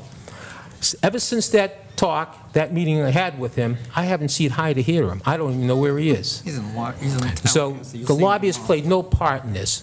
The developer did not promise me anything. He didn't there was no bullying. This was all on the premises that I had marina. Marina's not going to happen. I went to Plan B. I came forward to these developers. I says, listen, let's have that discussion again. Is it perfect? No. But I think it's the best we're going to get. And I'm willing to move forward on it, Mr. Mayor. Okay, I want to get this back to the board, then let's move on this stuff and get it over with. I'd like to call some motions, but go ahead. Okay. You got more to say. I'll be short. We kind of know what you're going. Well, go ahead. Go ahead. I'm consistent. Well, the bottom line is everyone's all over the place. Marty, you're the attorney. What I'm hearing is very simple. I heard an oral contract converted into a written contract by your words. Okay? So if this is a written contract, it's going to be 3 homes, it's a done deal. That's what I'm hearing. Is that a statement? That's part of the approval. That's part of our conditions of approval. Please, you let them talk, let me talk. I was, and I still am authorized that we will deed restrict those 3 lots, and Mr. Churoff knows how to draft a condition to cover that. So all I'm doing is simplifying, so there's no BS and no excuses and no defensive statements. It's there from oral to written. It's a done deal. City Attorney, would you read the proposed ordinance title? Yes, Ordinance 14031, an ordinance of the City of Boynton Beach, Florida, authorizing abandonment of a 40-foot wide right-of-way known as North Lake Drive, more particularly described herein, subject to staff comments, authorizing the city manager to execute the disclaimer, which shall be recorded with this ordinance in the public records of Palm Beach County, Florida, and providing an effective date. Is there a motion to approve ordinance 14031? So moved. Is there a second?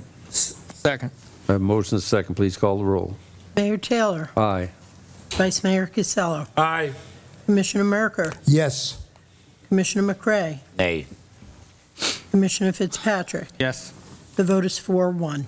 I'm sorry. Ordinance 14032, an ordinance of the City of Boynton Beach, Florida, amending Ordinance 8938 by amending the future land use element of the comprehensive plan for a parcel owned by K. Horvanian TC Homes at Florida, LLC, and located at 2632 North Federal Highway, east side of Federal Highway and north of Demick Road, changing the land use designation from low-density residential and abandoned undesignated portion to special high-density residential, providing for conflict severability and an effective date. Is there a motion to approve ordinance 14032?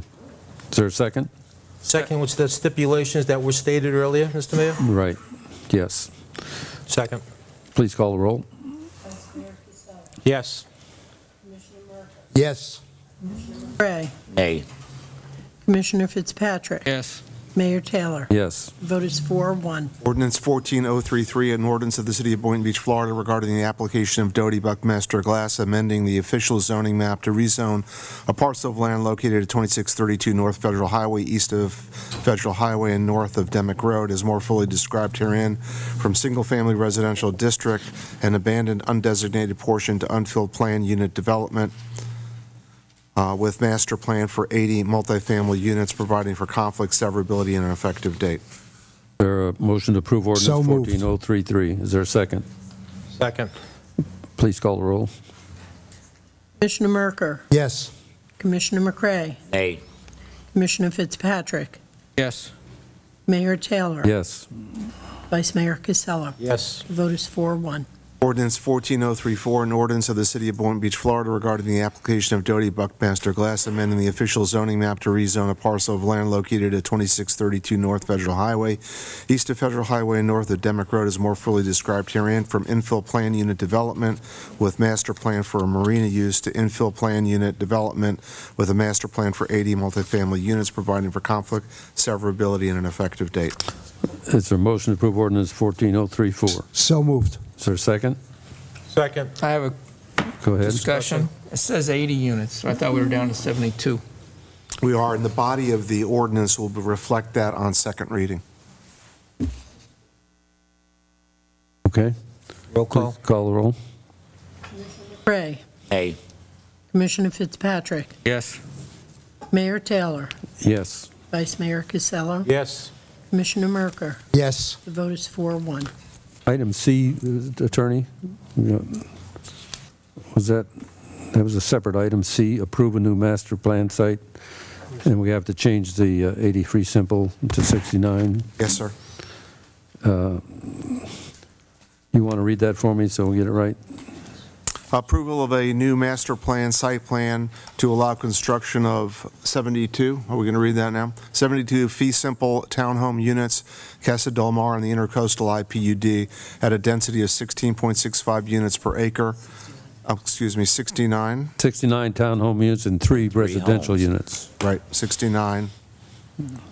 And 3 residential units. Single family, yeah. Single family units per acre, a waterfront amenity area, a related site plan improvement on 4.8 acres at the east side of Federal Highway, north of Demick Road, and south of Peninsula Drive PUD.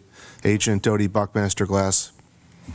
That's the content of it. Is there a motion to approve item C? So moved. Is there a second? Second. I have a motion and a second. All in favor? Aye. Aye. All opposed? Nay. Show the motion passes 4-1. Thank you all for your patience. Thank you.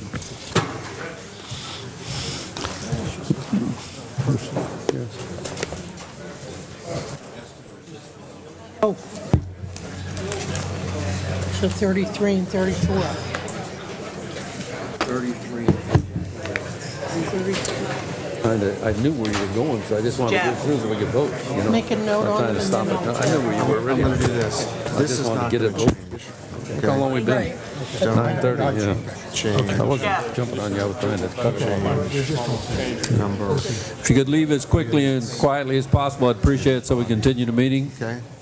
Same. Note. Maybe. Figure it out. Is that right? Fantastic. I'm so glad to hear that.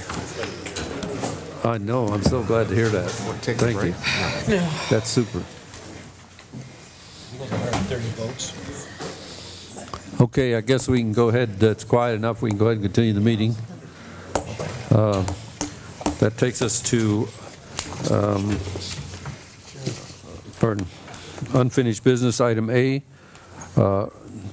Is there a motion to reconsider the proposed resolution 16019, which is approval of acceptance of Lake Ida deed, Palm Beach County, was requested by Commissioner Fitzpatrick? So moved. Second. I have a motion and a second. Wait a minute, you can't make the motion. You can't make it. You were on the other side. On the other side, right. Is there a motion to reconsider? So moved. Is there a second? You can second. You Second. can't. Yeah. I have a motion and a second. Any other? Okay. All in favor of reconsideration? Aye. All opposed? Opposed? No. No. Motion fails 3-2. New business, discuss process by which upcoming vacancy on the CRA board shall be filed. Who wants to discuss that? I'd like to. Go ahead. Okay. We have The, excuse me, in case you don't know, the Lake Ida thing just failed for reconsideration, so it's over with, and it'll be sent to the county that the city's not interested in buying that property. Pardon? No, it was not. It was not reconsidered. It was voted not to reconsider it. I don't know what you do. 3-2. 3-2 not to reconsider. Okay, go ahead with the CRA board. Shelby. Yeah. Yeah. Okay. There's an opening. Mark Harry George held this position, and for his professional reasons had to step down, and his seat was filled for the term. What's happened is so far 2 new applicants have submitted their resume. I would think the best thing to do is set a timetable for any other citizen to put in their resume, and by the meeting of the 17th, the second meeting, that we should vote upon who we feel should fill this new term. That's the bottom line of what this is all about. One of the, if the right word is candidate, already spoke up. Dr. Jim put his resume in, and Linda Cross put her resume in. So anybody else interested, I would hope would do the same thing. What was your, for the time limit for accepting them, what, you had a time frame? Well, I was saying that it should be by the 10th, and by the 17th, which is our next meeting, the board should make the decision. Okay, by the 10th of this month, they should have it? I'm sorry, yes, it's supposed to be so. But that's only, today is the 2nd. Well, this is That's something. only 8 days. Okay, please help me, Lori, or whomever, that this was, when I brought this up X amount of months ago, regarding advertising, I was shot down. You were said that it is public record, so therefore, I believe that this month should be the time that we fill this position. I don't know if I could use the word. Okay, we'll put it out publicly that we want people to put in their applications, that By the decision will be 10th. made by the 17th of March. Yes, but the deadline for the resume, to put in the resume. The 10th, you want to make it the 10th? Yeah, make it the 10th. Mr. Lawyer? Everybody else? Jim? Doesn't matter, it's up to you. Yeah. Jim. Attorney, I'm sorry. Mr. Jim, it's getting late. Legally, do we have to have any certain periods of time periods for this to allow this to happen? No. Okay. You have some flexibility. So we have flexibility as far as the dates and times we set ourselves? That's correct. Okay, thank you. When you say time, you're saying we are in March now. From the past, my experience is when the seat was filled, open, I should say, you're saying to me there's no 30-day or... No specific deadline. All vacancies should be filled as soon as you could fill them on any board. As soon as the commission is able to do so. There should be no intentional delay. It should be done as soon as possible. All right. I remember a conversation we had regarding filling it, and I think for the good of the city, we would want this filled immediately. When was the term expiring? End of this month. End of this month? Okay. So the end of this month it expired, so it was still filled till the end of the month. Yeah, but I'm saying, so the decision should be by the 17th, and the person for the first meeting in April should step in. What does the board want to do? I mean, it's not a pressing issue. Let's give it some time. Let's, 2 weeks to get your resume in and apply. Let's give it some time here. Let's not make it look like we're rushing it through. I disagree. It is pressing because this is something that I personally brought up at the end of, I think it was December of 2014. It's pressing because the CRA board works with who's ever on this commission, and the idea is that the idea is this is supposedly have been open, and people are supposed to know about it. I'm sorry. I would say this, Commissioner, that we have a very competent person filling in at this time in a week or 2 weeks, one way or the other, is not, is not a life-changing thing. What do you feel the timetable should be? I just said 2 weeks would be fine. 2 weeks would be from today is the 2nd, they make it the 14th. We could still decide on the 17th. So yours, he's agreeing. I think we're saying the same thing. You are. I'm saying by the first meeting in April. No, you're saying we'll make the decision on the 17th of March at that meeting. Okay. So the person could fill in. Whoever's picked is going to be sitting there in April. That's what I'm saying. That's what he said. Same thing. So we're saying the same thing. You're even agreeing. We're all in trouble. Saying the same thing. I'm in trouble. Okay. Okay. So we just put it out there that, hey, get your application in by 14th of March. Okay. Okay. Under legal, we'll go to C, proposed ordinance number 16004. Second reading. An ordinance of the City of Boynton Beach, Florida, amending Part 3 Land Development Regulations, Chapter 4, Article 4, Section 2B, Table 417, Residential and Lodging Uses to decrease the parking standards for hotels to more closely match actual demand, providing for conflict severability, inclusion, and an effective date. Motion to approve. Is there a second? Second. I have a motion and a second. Please call the roll. Oh, any discussion? I'm sorry. Discussion. I just have one quick question. I believe City Manager answered this this afternoon for me. Is there any projects before the planning development that this would pertain to right now that are on the board that, like I know there's a hotel, Marriott Hotel Courtyard going up in my district there. Would this pertain to that? Yes, we are reviewing that, and that would be eligible for the new standard. We would want it applied to the hotel since we don't want a surplus of parking. We're really getting away from that. Our parking standards are really being written to tailor to a specific project. One size doesn't fit all. So it would benefit them, yes. Okay, thank you. Please call the roll. Patrick? Yes. Mayor Taylor? Yes. Vice Mayor Casella? Yes. Commissioner Merker? Yes. Commissioner McCray? Aye. The vote is 5-0. 15005, an ordinance of the City of Boynton Beach, Florida, amending the Land Development Regulations, Chapter 4, Article 4, Section 4C1B to allow sign standards to be based on the commercial use within the M1 zoning district, and Chapter 4, Article 4, Section 7A to increase flexibility for modifying a non-conforming sign in a shopping center to promote economic development and aesthetics, providing for conflict severability, codification, and an effective date. Is there a motion to approve ordinance 15005? So moved. Is there a second? Second. Motion second. Discussion? Please call the roll. Mayor Taylor? Aye. Vice Mayor Casella? Aye. Commissioner Merker? Yes. Commissioner McCray? Aye. Commissioner Fitzpatrick? Yes. The vote is 5-0.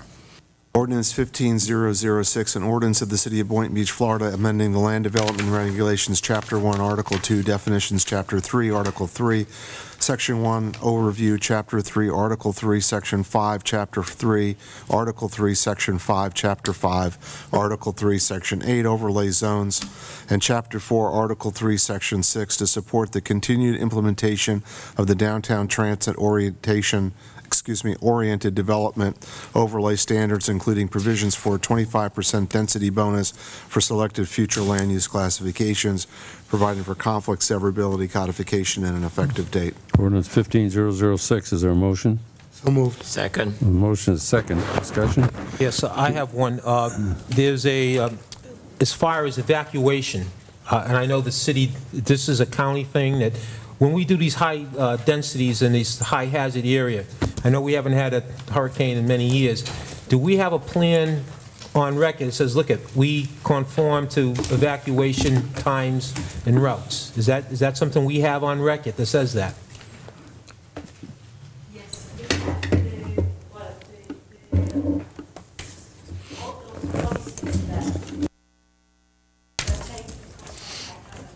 Correct. Yes. Because of my hazard area, Okay, okay, that's all I'm asking. Do we have that on record? It says, yes, they conform to those requirements. Could you repeat the question? When there is in high hazard areas, when it's high density, there has to be an evacuation type plan that says, listen, we can evacuate X amount of people in X amount of hours. Not do. What I'm trying to say, we don't have a model in which we perhaps put in, let's say, 300 people in development. When we put this number in the model, and out of the model comes, yes, the 16-hour evacuation time will not change. We don't have this model, and as far as I'm concerned right now, nobody has this model.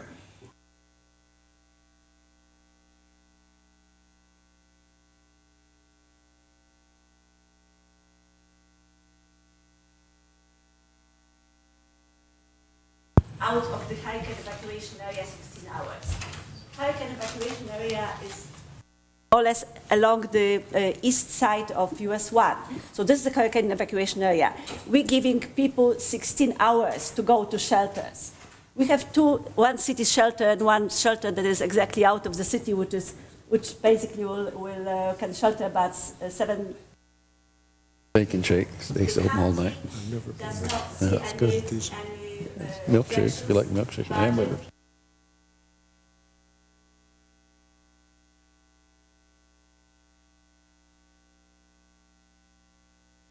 Try to do the calculation whether that evacuation time has been changed. We also, however, because some of those high density has been on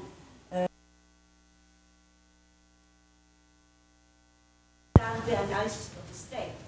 The Department of Community Affairs, the previous one, was very concerned about the evacuation time and the build and increased density. And we provide them with very detailed analysis, and they run, because they have a model, they ran it and found it meeting the statutory requirement. Okay. They also suggest. I just want one more question.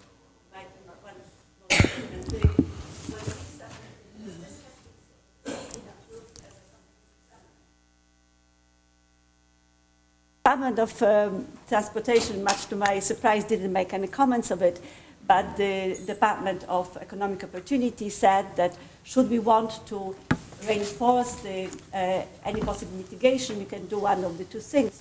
First of all, every development that goes into that increased density area has to provide us with that calculation. We have that on the books that says that will happen, or else we shall not, and I don't have it in front of me, excuse me, but I think it's 1.11 or something like that too, that states that we will not approve any project in high density, high hazard area, high density, until this plan is approved. That's not true? I think that there's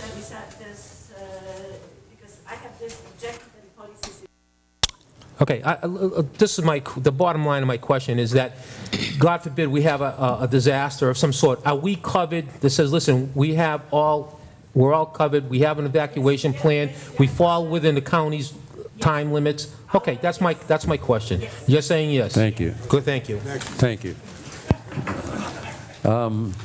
These ordinances that I back up as the first two we read too, they're with the second reading. Anybody in the public wants to address them, they're welcome to do so. Which one, Your Mayor? And this one you were just talking about. I didn't see anybody wants to talk about that. If not, call the roll, please. Vice Mayor Casello. Yes. Commissioner Merker. Yes. Commissioner McCray. Aye. Commissioner Fitzpatrick. Yes. Mayor Taylor. Yes. Vote is 5-0. 15007, an ordinance of the City of Boynton Beach, Florida, amending Chapter 1 of the city's Code of Ordinances entitled General Provisions by creating 1-12 to be entitled Civil Rights, providing for non-discrimination within the city and all other activities promoted or sponsored by the City of Boynton Beach, providing for codification, conflict severability, and an effective date. This is second reading on 15007. Motion to approve. Second. I have a motion and a second. Discussion. Yes, I have discussion. Go ahead. I saw an email from Rand Hawk stating there was something wasn't worded right or something. I didn't. Commissioner, the agenda cover sheet from the last meeting was carried over to this sheet, but there was a supplement handout. Now, if you were to look online, you would find the corrected agenda cover sheet, which just explained that the purpose of the ordinance. The ordinance itself, the only amendment that was made was to delete one word from the name of the organization, where it made reference to Palm Beach County was Palm Beach. Right? The other way around, yeah. Understood. So we're good to go. Everything's fixed, and Mr. Hawk is in the audience, and he's not jumping up to speak, so I guess he's content. Anybody in the public want to address this ordinance? I will just have a comment about it. I voted for it last time because the city attorney addressed some of the concerns I had, and so I was okay with that. But since then, Mr. Randy Hawk has found it. This is all about discrimination and bias. Mr. Hawk took it on himself to do an email over which everybody got on their computers. Email discriminating, saying my intelligence was biased and discriminatory. And so because of that, I'm going to vote no. Please call the roll. Commissioner Merker. Yes. Commissioner McCray. Aye. Commissioner Fitzpatrick. Yes. Mayor Taylor. No. Vice Mayor Casello. Yes. The vote is 4-1. Thank Ordinance 15008. No, you had a chance. We're past it now. 15008, an ordinance of the City of Boynton Beach, Florida, amending Article 3 of Chapter 18 of the Boynton Beach Code of Ordinances entitled Employees Pension Plan, amending Section 1855, the definition of annual earnings to clarify the exclusions of elements of pay per Florida Statute 112.66, subsection 11, amending Section 1882, reemployment to allow for the purchase of prior city service on a full actuarial basis after year one of reemployment by the city, providing for codification, conflict, severability, and an effective date. Ordinance 15008, is there a motion? So moved. Second. The motion second. Any other discussion? Anybody in the public wish to address this ordinance? Seeing none, please call the roll. Commissioner McCray. Aye. Commissioner Fitzpatrick. Yes. Mayor Taylor. Aye. Vice Mayor Casello. Aye. Commissioner Merker. Yes. Vote is 5-0. Ordinance 15009, first reading, an ordinance of the City of Boynton Beach, Florida, amending Part 2, Chapter 2, Article 12, Section 2163B of the Code of Ordinances entitled Establishment of Public Art Fee, to provide for additional exemptions for the public art fee, providing for conflict, severability, codification, and an effective date. Ordinance 15009, is there a motion? So moved. Second. Motion second. Discussion? Please call the roll. Patrick. Yes. Mayor Taylor. Yes. Commissioner Merker. Yes. Vice Mayor Casello. Commissioner McCray. Aye. The vote is 5-0. Ordinance 15010 An ordinance of the City of Boynton Beach, Florida, amending Chapter 2 of the city's Code of Ordinances entitled Administration by abolishing the Financial Advisory Committee, deleting Article 13, it's 18. Financial Advisory Committee in its entirety, rescinding Ordinance 10-009, Ordinance 11-012, and Ordinance 12-005, providing for codification, conflict, severability, and an effective date. Ordinance 15-010, is there a motion? So moved. Is there a second? Second. Motion second. Please call the roll. Mayor Taylor? Aye. Vice Mayor Costello? Aye. Commissioner Merker? Yes. Commissioner McCray? Aye. Commissioner Fitzpatrick? Yes. The vote is 5-0. Resolution R-15-023, a resolution of the City of Boynton Beach approving a memorandum of understanding with Pelican Point at Boynton Beach Condominium Association, Inc. for the payment of delinquent utility charges owed to the city and providing for a payment plan, authorizing the city manager to sign the MOU and providing an effective date. Mayor, I would only ask that this resolution be approved with one additional condition, and that you not be required to sign it or the manager not sign it until we have the appropriate lien that would be recorded if there was a default. Is there a motion to such? So moved. Is there a second? Second. Discussion? Yeah, Pelican Point, not to be confused with the Robert De Niro movie. Didn't we have an agreement with this at one time before and they reneged on it, Madam Manager? Yes, sir. I can speak to it in a little bit more detail. Okay. And back in May of 2013, we had approved a payment plan. And? The payment plan was not adhered to. Can you move your hand so I can hear you talk? Oh, I'm sorry. Usually, nobody has any trouble hearing me. Yes, May of 2013, we had a prior agreement with them, and they were not able to adhere to that. So what makes this one different? Yes, sir. Good evening. Okay. Yeah, let staff. Go ahead. We have your name and address. Can we have your name and address, please? Yes, sure. My name is Ira Libanoff. My address is 150 South Pine Island Road in Plantation. I'm counsel for Pelican Point Condominium Association. I was not involved in relation to the negotiation or discussions regarding the previous agreement. However, I've been involved in relation to this. There are some additional provisions in the memorandum of understanding that we've negotiated and reached agreement on with the city staff, including, as the city's attorney just mentioned, a lien that the city will have to secure its position with respect to the amounts that have been agreed to and that will be repaid by the association, amongst other conditions. Thank you. Fool us once, shame on you. Fool us twice, shame on us. So, okay. Thank you. As I said, in this instance, that will not occur, and if it should, you have definite recourse. Thank you. Thank you. Do we need to talk to staff about this, anything more? That's good enough for me. Okay. All right. I have a motion and a second, I believe, don't I? Yep. Okay. All in favor? Aye. So the motion passes unanimously. Item K, pursuant to Section 286011 Florida Statutes, Attorney Shuroff is requesting a private attorney-client session of the City Commission to discuss pending litigation in the following case: William Patterson, plaintiff versus City of Boynton Beach, Florida Municipal Corporation defendant in the Circuit Court of the 15th Judicial Circuit in and for Palm Beach County, Florida, and the case number. Mr. Mayor? Yes.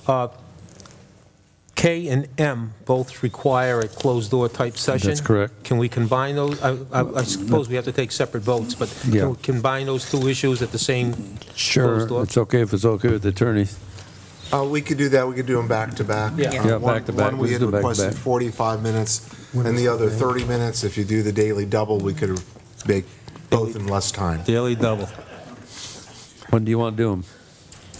Next commission meeting. Next commission Prior. meeting, Yes, which sir. would be 17. 17th, so it'll be prior. So you said 45 minutes for one and 30 for the other? If we could start at 5:30, we'll get them both done by the start of the regular meeting. That's an hour. That's only an hour. We get sandwiches at 5:30, though. But that's enough time, 1 hour? I think it will be. Okay. Everybody okay with 5:30 on the 17th? Sure. So. Sounds good. Got to vote on it. Okay. So need a vote? Vote? No. Any other business come forward to the board? Hearing none. And adjourned.